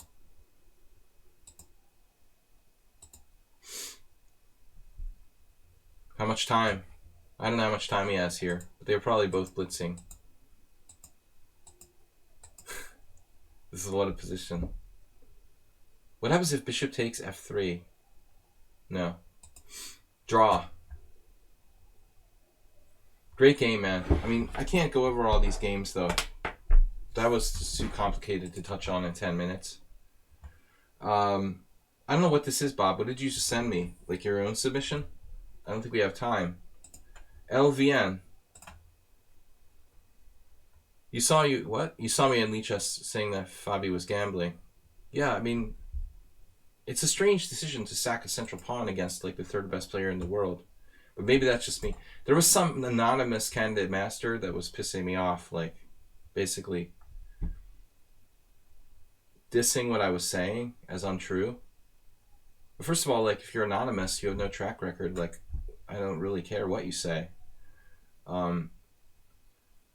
But he was like kind of ignorant, some kid, I guess. But I was completely right, you know. Although I kind of expected it would be a draw. I thought that maybe Caruana would at least create enough complications to draw. I have to take a closer look. Yeah, the CM, whoever he was, it's a kid, and he was like spamming the chat. He was very excited to be a title player. But I mean, you know, there were basically no other strong players except for Lovelace in the chat, and he's like kind of chill. I mean, and like an administrator. I mean, it's no wonder that there's no GMs like participating in the chat. People are so rude. Anyways, let's take a look what we got here. So, this is LVN's game. Alright, so this is like a really rare line.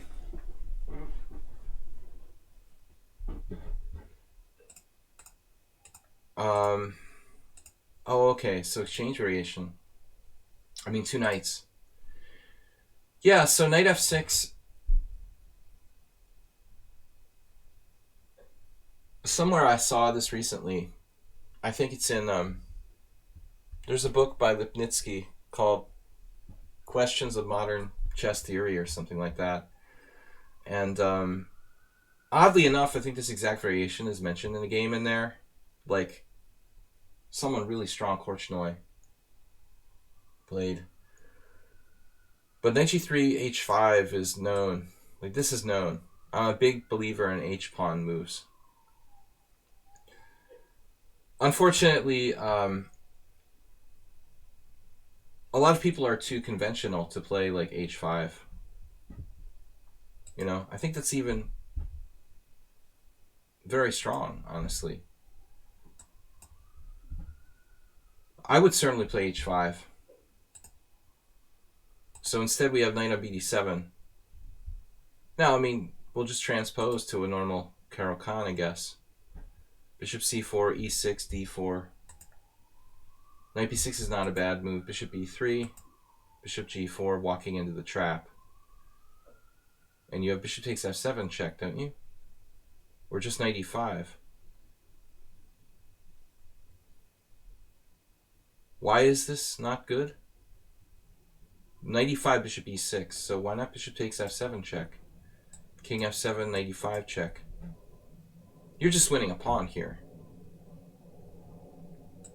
I mean, he played a classic blunder. I'm not sure what's supposed to happen, though. If you don't transpose to a knight bd7 variation, I would assume like e6.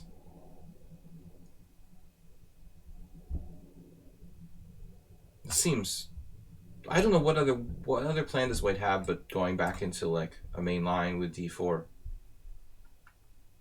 No, you're not winning a pawn after knight e5 because the difference is bishop c4, you know, he has that move.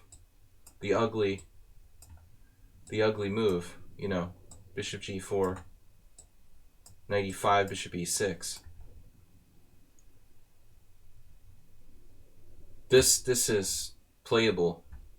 I mean, obviously black is worse, you know, but I think I'd rather have the pawn. This is very good for white with something like queen e2, I guess. Oh, so this is what happened in the game. Okay, knight e5. Yeah, I think it's clearer just to play bishop takes f7 check.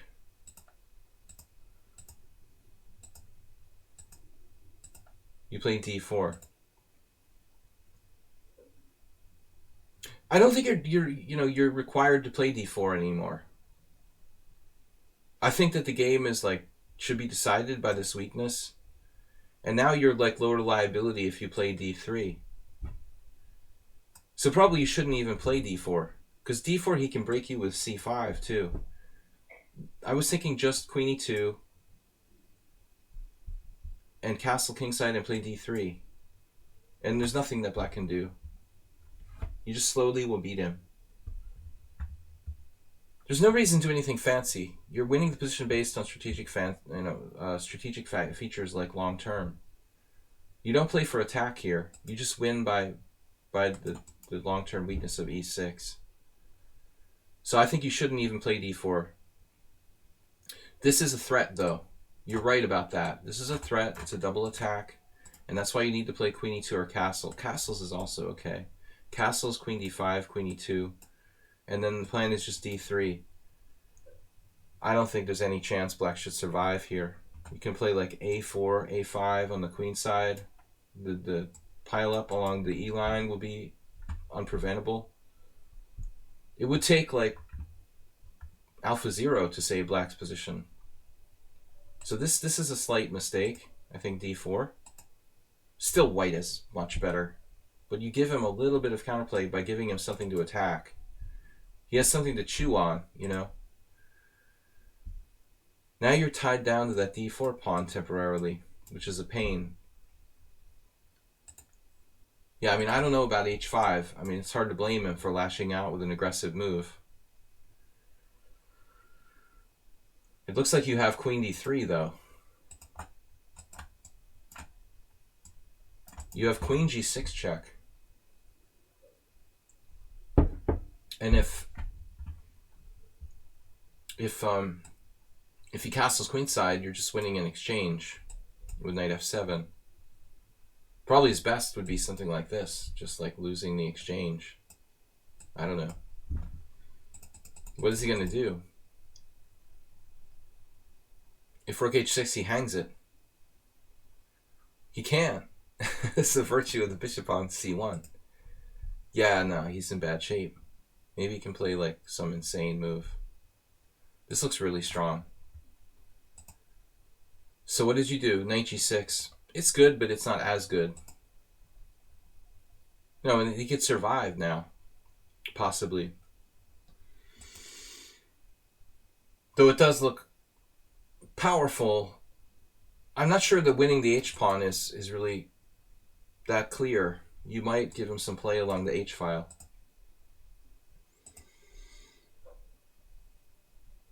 I don't know if you should take it or not. Maybe you should consider taking it. It's kind of a nuisance. But clearly, I mean, there is a danger. It's annoying either way.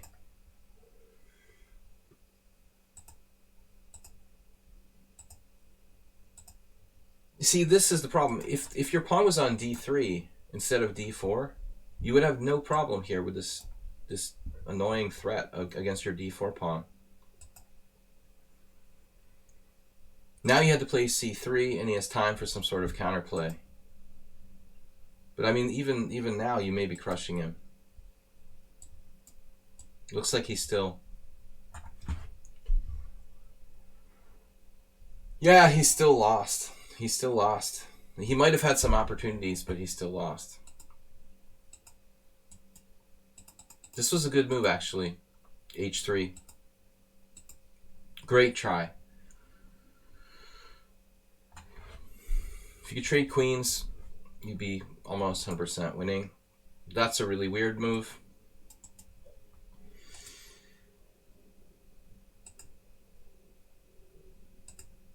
Now bishop g3. And I think it's over.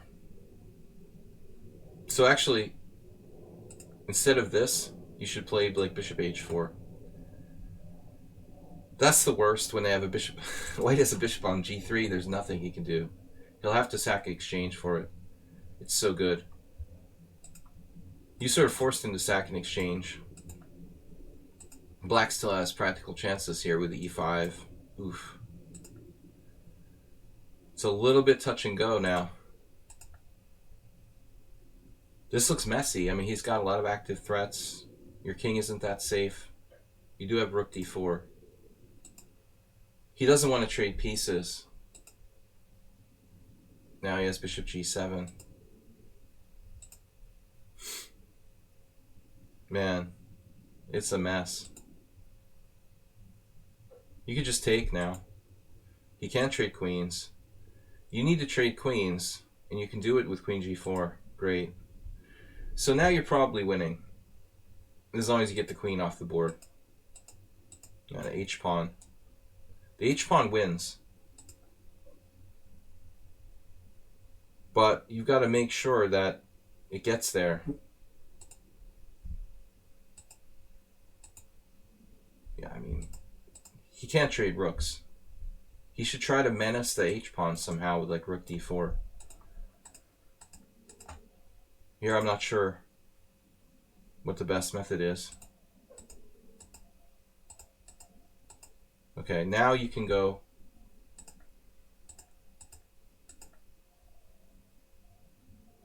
winning somehow slowly. Not sure that's the best move. Probably you have some subtle move here like rook e2, slightly better than taking. But this is objectively a win. Technical win. Yeah, it's over. Okay, good game overall. But I think there's a lot to think about there. No chance here. Yeah, I mean, you maybe didn't play it perfectly, but it's good enough. Practical things to think about. I think knight e5 was good. Bishop takes f7 is even simpler. Alright guys, we don't have much time left. I'm going to try to get through the rest of the games. We only have half an hour. Mule Skinner, DK Guy, Bob, and Move 11. Mule Skinner. Thank you guys for the gift subs and donations. Very much appreciated. Mr. Slowhand is a leader with 2520. Blobix 2500. Blobix was sorry about that you snuck in front of him, Mr. Slowhand. Nicola. Actually, Mr. Slowhand just donated 500 tonight. So Blobix had actually snuck in front of you. Secretly. Blobix isn't here now, is he? Blobix, are you out there? They're sneaking in front of each other. Okay, subscriber game analysis number 4 over the board tournament he played some weeks ago. 2030 player with white.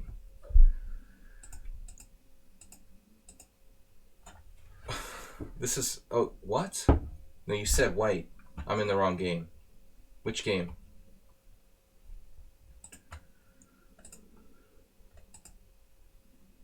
Game 4. Reading comprehension, Bob.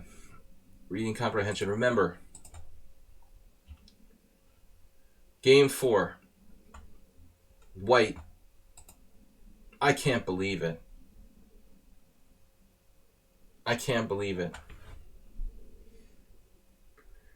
Mule Skinner plays the French defense every time he's black. And this is the second game he submitted where he was white against the French defense in the same tournament.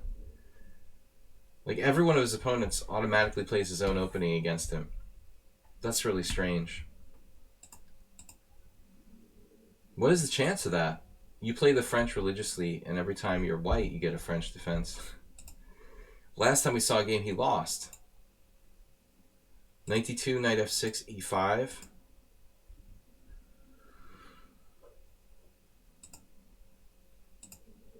Was the same line. This better not be the same game.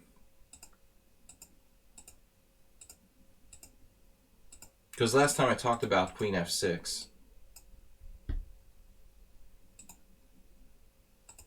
Being a move.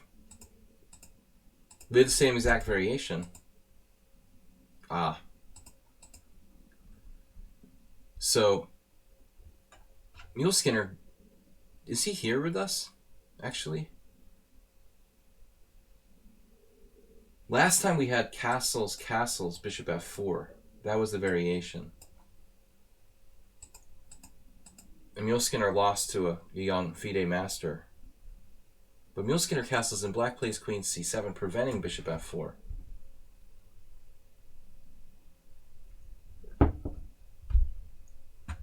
So now the main line is like bishop g5 with the idea of bishop h4, bishop g3.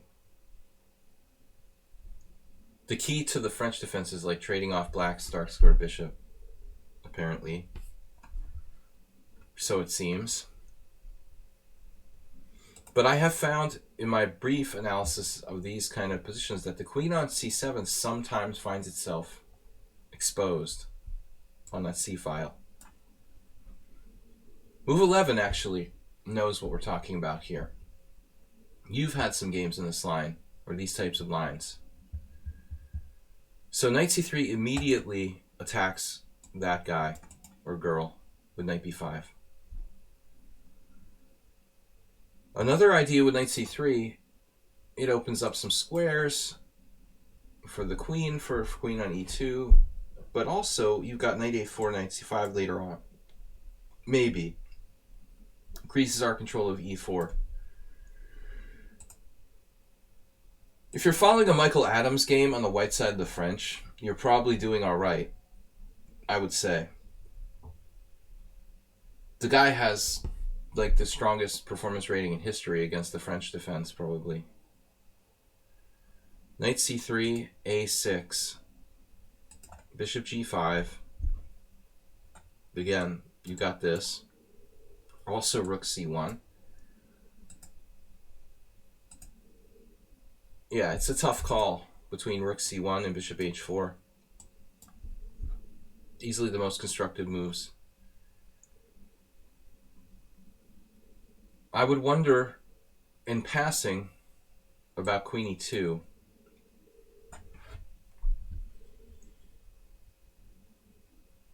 The threats could be like very serious though. Knight g4 and knight d4 and knight h2. I guess white doesn't have time for that queen move.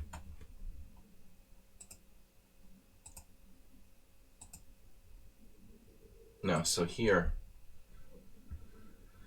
Move 11 definitely had a game similar to this that we looked at some time ago. I mean, my rook is protecting the f2 pawn. So I see that this is a move that doesn't have a very good score for white. And that makes me nervous, you know. I don't like taking my rook off the f-file. What other moves? Bishop h4, honestly, would be my choice. That seems like the most safe continuation here for white, Mule Skinner. I like bishop e1, but it's like, let's put the priority on self-preservation, especially after you lost that other game in this line. Bishop e1 is more aggressive than bishop h4, but like first bishop g3. The favorite of yeah, Acerbate supports bishop e1. This is like all in for e5. But as you can see, like this is the most common move here. Bishop e8, classic, typical move, threatening bishop h5, sometimes bishop g6. This is awkward. So basically black's saying, I'm going to play e5, 100%. But how are you going to play e5 if I've got bishop takes f6 and like knight takes d5?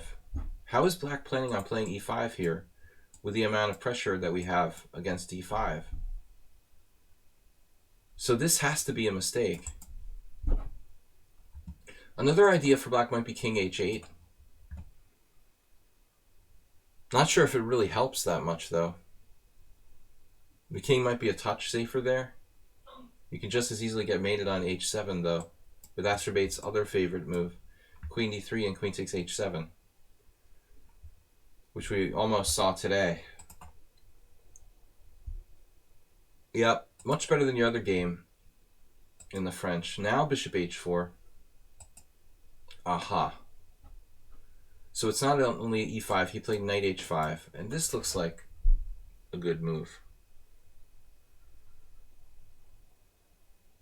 But this basically abandons any idea of e5. And that's good, because that means the rook is really, really irrelevant on e8.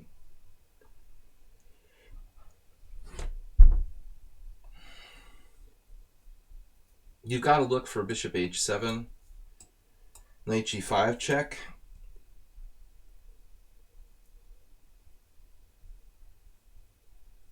But I don't see anything.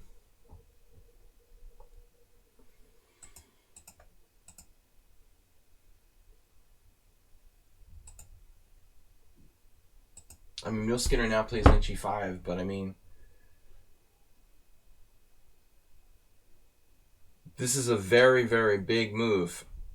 You're just going to let him take on h2 with check? Can black defend? Is this even a big threat? Like, can he just go back?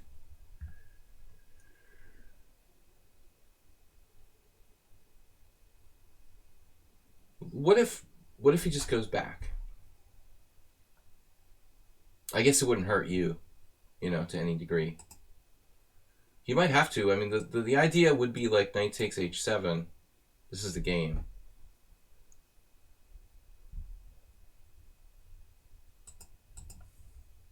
I mean, what if he goes back? What do you do now? I'm going to say I don't think that white has anything here.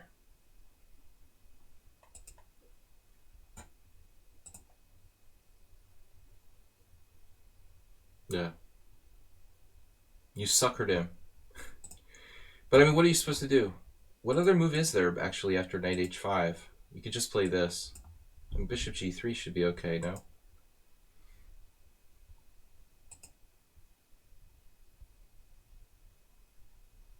Computer's having a hard time coming up with something here for white. Knight a4, going to the queen side. Yeah, bishop g3, true. Yeah, I think that's okay. Maybe it's the best line. Knight h5, knight g5, knight f6. And then just come back. That's it. White's a little bit better here. But he played into this. And the check on h2, I don't know. I mean, it doesn't seem as strong. White's threats are more serious. g6 is falling.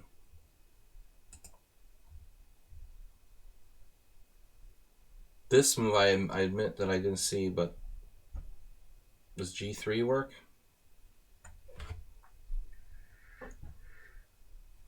d4 is hanging.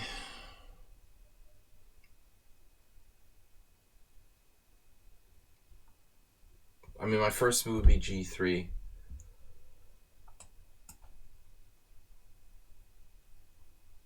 Rook takes d4, queen c2. Knight must defend g6. So only move here. Black's position seems very precarious at best. I mean, this is just gone eventually. The knight on h2. I'm not sure what's happening here. Apparently white is winning. Knight e5, knight f6 check. What? Wow. Knight f6, bishop f6.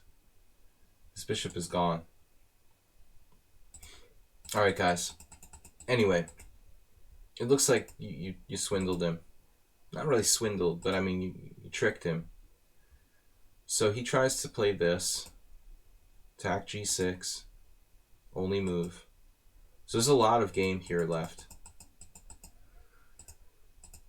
Was this a good move, bishop g5? Best move according to the engine. g3 is second best. Now g3 is higher. Alright, so either way, it's good. King g7. Yeah, I don't think I would have found g4 either. I like g3 better. It just seems more sure. For me, that this is just too dicey.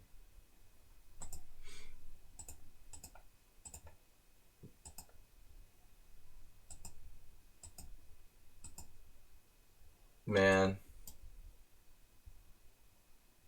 Scary. Knight g3 check. What? It's... Excuse me? Knight g3 check. Here. How many pieces do we get? Is there queen takes g3? No. here, takes. This looks like a famous Smyslov game. No, it was someone else, actually. Too much material for the queen in that case. But it looks really dicey. You should have been safer with g3. Now you're just winning. Traded queens. But black is down a rook here. Even Caruana would resign in this position. Maybe not. He took a long time to resign against Ding. Setting new standards.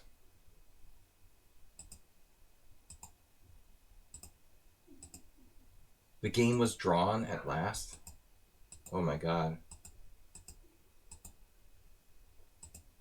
I was low on time here. Wow, that's just tragic. You're up a piece. I realize it's not that trivial with no time left. Oh, man. White promoted, f-pawn first, black got his pawn to a2, king b2, immediately offered draw with me being down an increment. Yeah, that's ridiculous. I mean, you're totally winning up a piece here. It's tragic. Alright, guys. DK guy, that was a much better game than the other French that you played in the same tournament. DK guy submitted a game. Take a peek at our game from the simul. I probably resign in a drawn position. Well, I wouldn't call it drawn, but I have a tendency to be pessimistic. Discuss the ideas. Apparently, I'm way too optimistic about my positional play. Alright, so you're too optimistic, I'm too pessimistic. We make a good combination. What game is this? Oh, okay, yeah. Okay, guys, we're getting low on time. DK Guy, Bob, move 11. Last games for today.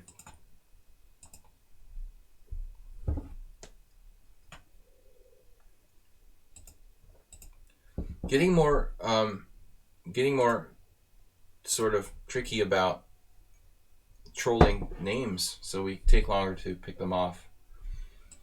E4, knight c6, d4, d5. I'm black here. I have a bad score with the Nimzovich. I don't really know it that deeply, but I like to kind of play it and mix it up. This was the game I played against DK Guy. So c3 is the best move according to theory. I've also played f6 on move 3. I'm not sure which is actually better, to play bishop f5 or f6.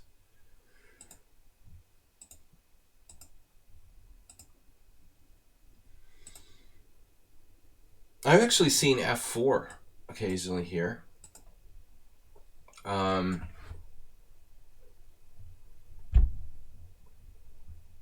This is an interesting move. It's kind of contrary to some ideas of trading, your good bishop for the bad bishop. Space is huge here for white, though.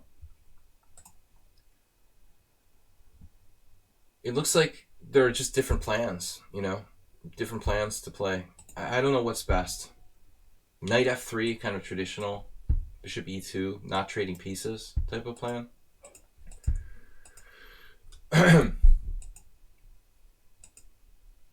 So it looks like knight e7 is slightly more common. I mean, the problem is that white can play like bishop g5.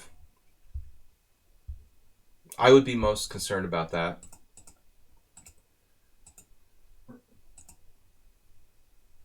So 3 games here, and the only high-rated player I don't know, actually 2. I don't know these guys. Moreno Trujillo, he's relatively new, young Spanish player, I guess. I don't know where he's from. f6 may be necessary. Is that true? My move is best according to the engine. Following a game from a random Budapest IM tournament in 2000.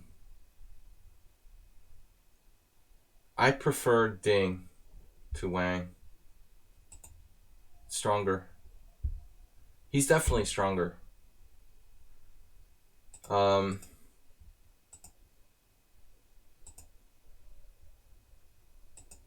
It's not funny, Bob. So let's see, castles. Wow, we transposed to an actual game. Gelashvili. So here white played g4, which is extremely aggressive and not necessarily good. And Gelashvili, who's a good hypermodern player, took him down. But I don't know. b4 was a cool move. Playing on the other side of the board. Now h5. I didn't want to see g4. But the engine doesn't like my move. f6 is tough. It's a tough opening to play. I mean, I don't want to play the Nimzovich against strong players, really. I would prefer to play it against weak players who don't have a clue what to do. So h5, trying to stop that. Now he's got active play on the queen side. I'm playing kind of passively, like a French. Trading my good bishop for your bad bishop. It was funny because around here I was feeling okay about my game, but as soon as you played knight b3, I started to feel like I don't like this anymore. It's just like, maybe I'm overreacting, but I felt uncomfortable about my king side, castling king side with the pawn on h5. b6 weakens me. Finally decided to do it. This is what, best move? Not clear. I think white is just better here. It's a very hard position for black to play. And a good practical decision not to trade queens. So, it was just a really hard position to play. Much easier for him. And knight a6, the engine doesn't like it. I mean, you could just go back. You've induced b6, now you can play like a5. You didn't have to put your knight on a6. I didn't like the situation on the king side, and you have more or less like a free hand on the queen side. White has to be better there. I was surprised by this, letting me play c6. So apparently the computer says you're marginally better. I'm totally out of sync. You see a queen h5 and a knight on g6 off sides. Well, I think the structure is fixed on the king side. You have no good break. You should be thinking more about the position in terms of pawn breaks rather than where the pieces are here. I think that's your mistake. b5 is like a big positional blunder. If you don't play b5, what am I going to do? I was very surprised by that move. And still your position isn't that bad. So it's just, this is your first mistake, really. I think b5, knight a6 is marginal. And here I was like, okay, everything's fine. But you just played knight b4, c5, and now knight c6, and my a7 is hanging. I was scared to allow queenside pawn majority, so I did this, locking the position, and I missed a5. And a5 is a draw, but I didn't see it. In time pressure, I just didn't see it. It didn't occur to me. I would have played it in a long game and probably offered a draw. The computer says black's better, but I think it's ridiculous. Objectively, it's a draw. I could try to play f6, but I just didn't see it. And now he has the initiative. I did f6 out of desperation because I have no counterplay.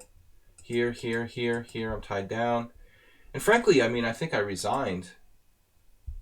Well, for one thing, because I'm going to flag it on my boards if I can't find a move, A lot of times I get to a situation where, and this is a mistake by me, but I'm under pressure and I'm running out of time and I'm playing a whole bunch of boards, and if I can't find a move, I'm going to lose on time on all my boards. So if I'm just like worse and I figured I'm inevitably going to lose here, yeah, I could hold a draw in a tournament game, but it's just too hard with other boards.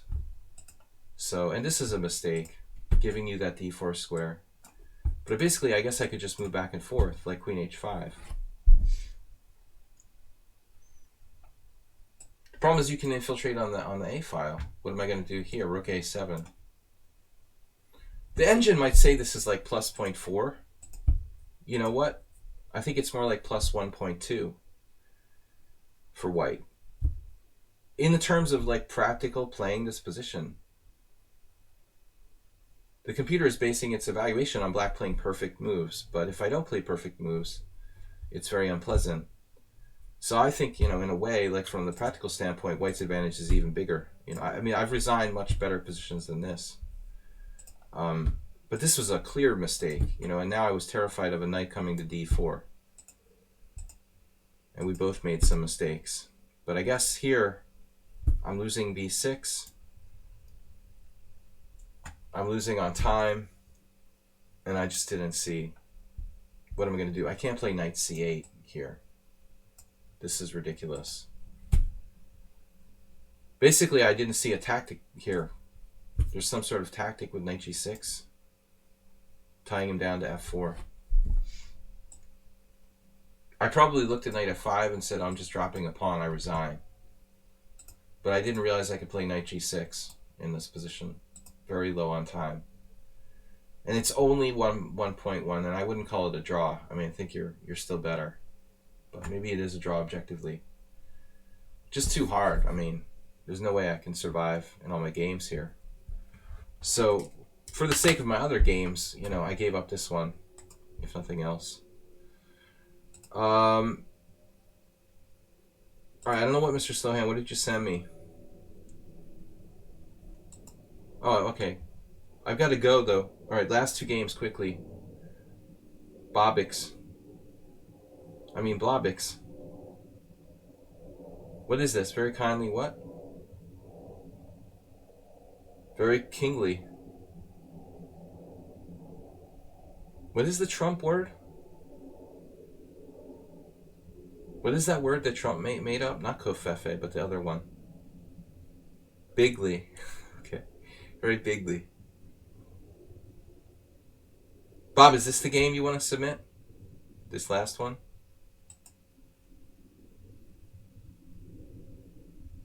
Okay, yeah, this is what you said. The Fortunate Chess Coach against Bob.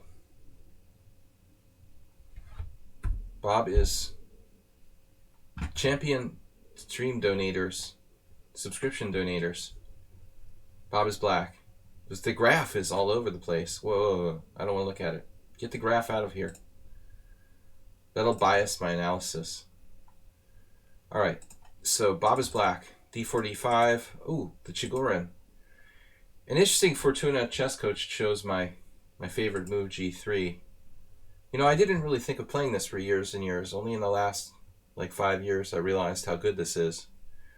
It's a really good move against the Chigorin. Excellent way to play with white with very little risk. I used to always play c4. But I think this is easier. You know, it's just like low risk. So bishop g4, okay. I guess I lost against Nicholas Sedlak 2 years ago in bishop f5, c4, e5. Very interesting game. Black has an interesting score here. I don't think Black deserves this score. After this, it's interesting though how it's 4-0 in Black's favor with this crazy gambit. All right, TK guy, thank you. Not an easy position to play. But bishop g4 not quite as good as bishop f5, probably, Bob. No way play knight e5. It's basically like a reverse anti-Grunfeld. Maybe Mr. Fortuna is pulling the trigger with knight e5 too quickly here. I mean, it's really odd in a way to play this move at all, although it is a typical idea in these variations because you're hitting the bishop on g4. But I think of this as a misplaced piece on c6. It's a controversy. I mean, in a way, the knight on c6 is misplaced. It blocks the c-pawn. But on the other hand, the knight blocks the bishop on the diagonal. So it's kind of... There are positions where knight e5 is really strong. But it just depends on the situation. This particular one looks like it just trades pieces and not really to Bob's disadvantage. So you should just build up more.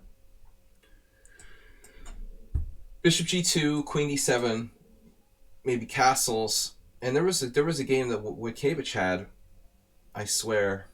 Was it this? Where he played knight e5 or something? It was a different position, I guess. Black made a mistake and put his knight on f6. Then it's really strong to play. I mean, that's where it's really strong. If black does this, let's say knight e5. It was this position, bishop g2, knight f6. Now this is really strong. Where's the game? Wojciech against Igor Stern. Like the 2001, some tournament in 2001. Wojciech just ripped this guy apart. But there's a big difference if the knight is on f6 and that pawn is hitting the knight on f6. And then knight e4 gets forked by, f3. It's just devastating. It's a slightly different situation, not as effective here. Knight e5, I don't think is that good. The position is like equal now, and then e6. Actually, Bob, you really like this diagonal. You'd like to play bishop h3 if possible. So like c6 is probably optimistically hoping for like queen h3, bishop h3. Maybe. Rather than, because c6 nullifies his bishop on g2. e6 doesn't have as much effect in that way. I like c6 better here.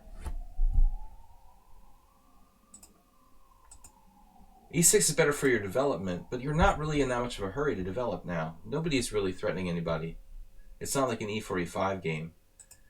So e6, c3 is not a bad move, giving him squares. Here, this is solid. Bob's very solid. Bishop c5 is okay. Now this is a controversial move. Not everyone would play f6 in this position. It's kind of risky to open that can of worms, Bob. So I think a lot of people would treat the position differently. Maybe just knight e7, and then again, yeah, you've got a problem with your bishop. It'll come back here, So I think a lot of people would just play like knight e7. Keep in mind, you just come back here, you chill, and then you're going to get him with h5, h4. It's basically a Caro-Kann. No, this is a deceptively dangerous position. White could get in trouble pretty quickly, I think. The engine says that black is better. So maybe f6 is... I don't know, maybe f6 is good too, but I think it's riskier than playing knight e7. He takes, knight takes, bishop g5. It's a far different game than playing knight e7 and castling queenside. I think the game will be a lot more stable now with the castling on the same side. Interesting thing about this position, though, is that the fact that the pawn structure is not symmetrical.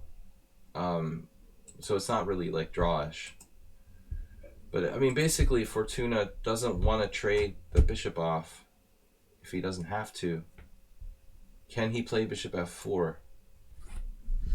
That bishop is kind of homeless.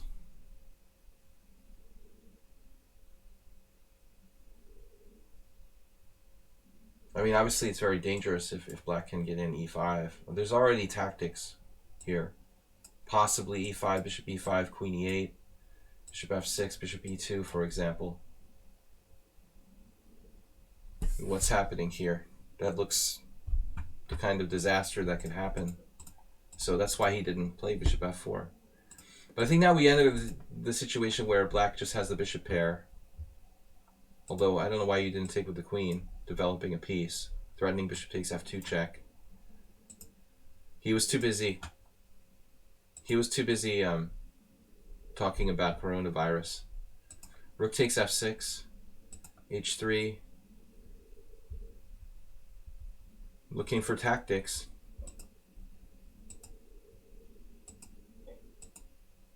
And g4, I mean, g4 is a very serious weakening of white's position.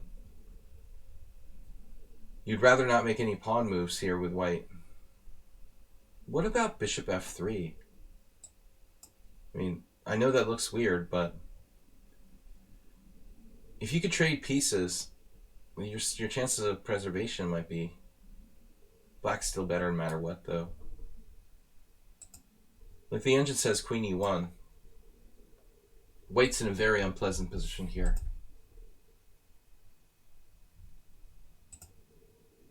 G4 is the quick fix, and if black can't get into like H2, okay, maybe we can step aside. But how are you getting out of this pin? A4, A6, A5 here, and now knight F3. I was expecting E3.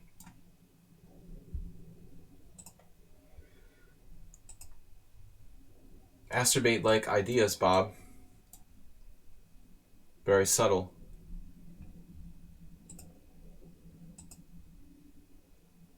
Yep. Allowing bishop B8. Forcing that move. And then E5. Very well timed. So white is basically lost, but it's probably going to be like technical kind of ops-colored bishop position, where black has a huge initiative, wins a couple pawns. And basically, yeah, something like knight F5 maybe you have to do. Bishop F5, pawn F5, rook F5. They try to survive this. I don't know, though. You know, I think objectively, like G4 was a really bad move. Although there is no easy solution for white. Bob played really well. So he tried 92. That makes sense, actually. Maybe 92 is better.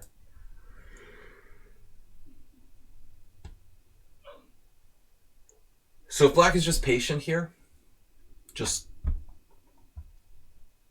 I don't know, bishop H7, you can lock the position.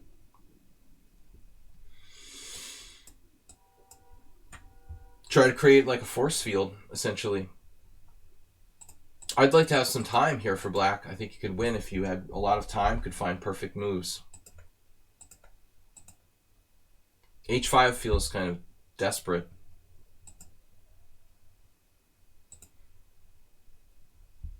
But I guess it's not a bad move. A lot of pressure.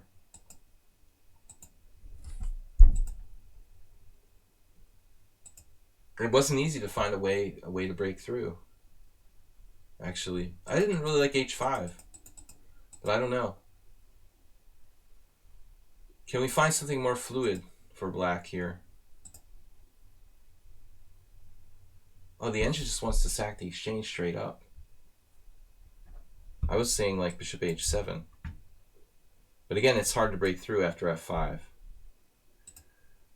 Damn, this is crazy, dude. You can take and just take. Just take everything. Just take everything. Take him down. Downtown. To H2 town. It's still not that simple, though. You know, queen F3. Queen H2 check. Oh, you've got bishop E4 at the end of it. Oh my god. That's sick, but it's a lot of calculation. Still it's not over, even here. I mean, that's insane. And now this move. And then he starts walking away and he loses his bishop. That's hard to see all that. So, and it's a time game. Tragic tale. What happened? So you sacked a pawn? Bob tried everything. Threw everything but the kitchen sink at him. But now he's got a pawn to give back. And does give it back. Stuff Bob, strategically. How you like me now? With the D5 pawn. We're not happy, are we? How's your Alekine's gun on the D file now? After D5. White turned the tables. And then knight D4. And Bob just traded. Now this is like sad, tragic tale. Time pressure. 40 seconds. Bishop E4, pawn E4, queen C4 check, winning the queen. I think white was so happy to have survived, you know. I've been there so many times. He knew he was lost before. He actually had much more time than Bob. I would be happy to have survived from that bad position. And then, can Bob survive? Bob Bob starts to take it over again, and then blunders his rook. The one-move tactics took you down, Bob. All right, but it was a good battle. Not easy to break through. That was not easy to break through. That was that critical position where you were clearly better but couldn't break through. Very frustrating. I can't blame you for not finding anything. Sacking the exchange was a forced win, but it was like an 8-move variation. So move 11 submitted something. Why did I think that move 11 submitted something? He was just asking. All right, guys, I guess that's it. Time to go. Good stream today. Move 11, I swear that you sent me something. Guess not. All right, he's been quiet. Guys, anyway, it's time to finish. I'm a little bit late tonight. I'm going to be back tomorrow, 11 a.m. with Blitz and actually just Blitz. Friday Blitz stream. Playing friends here and new peoples. Bob was interesting game. Thanks for submitting. We haven't seen a Bob game in a while.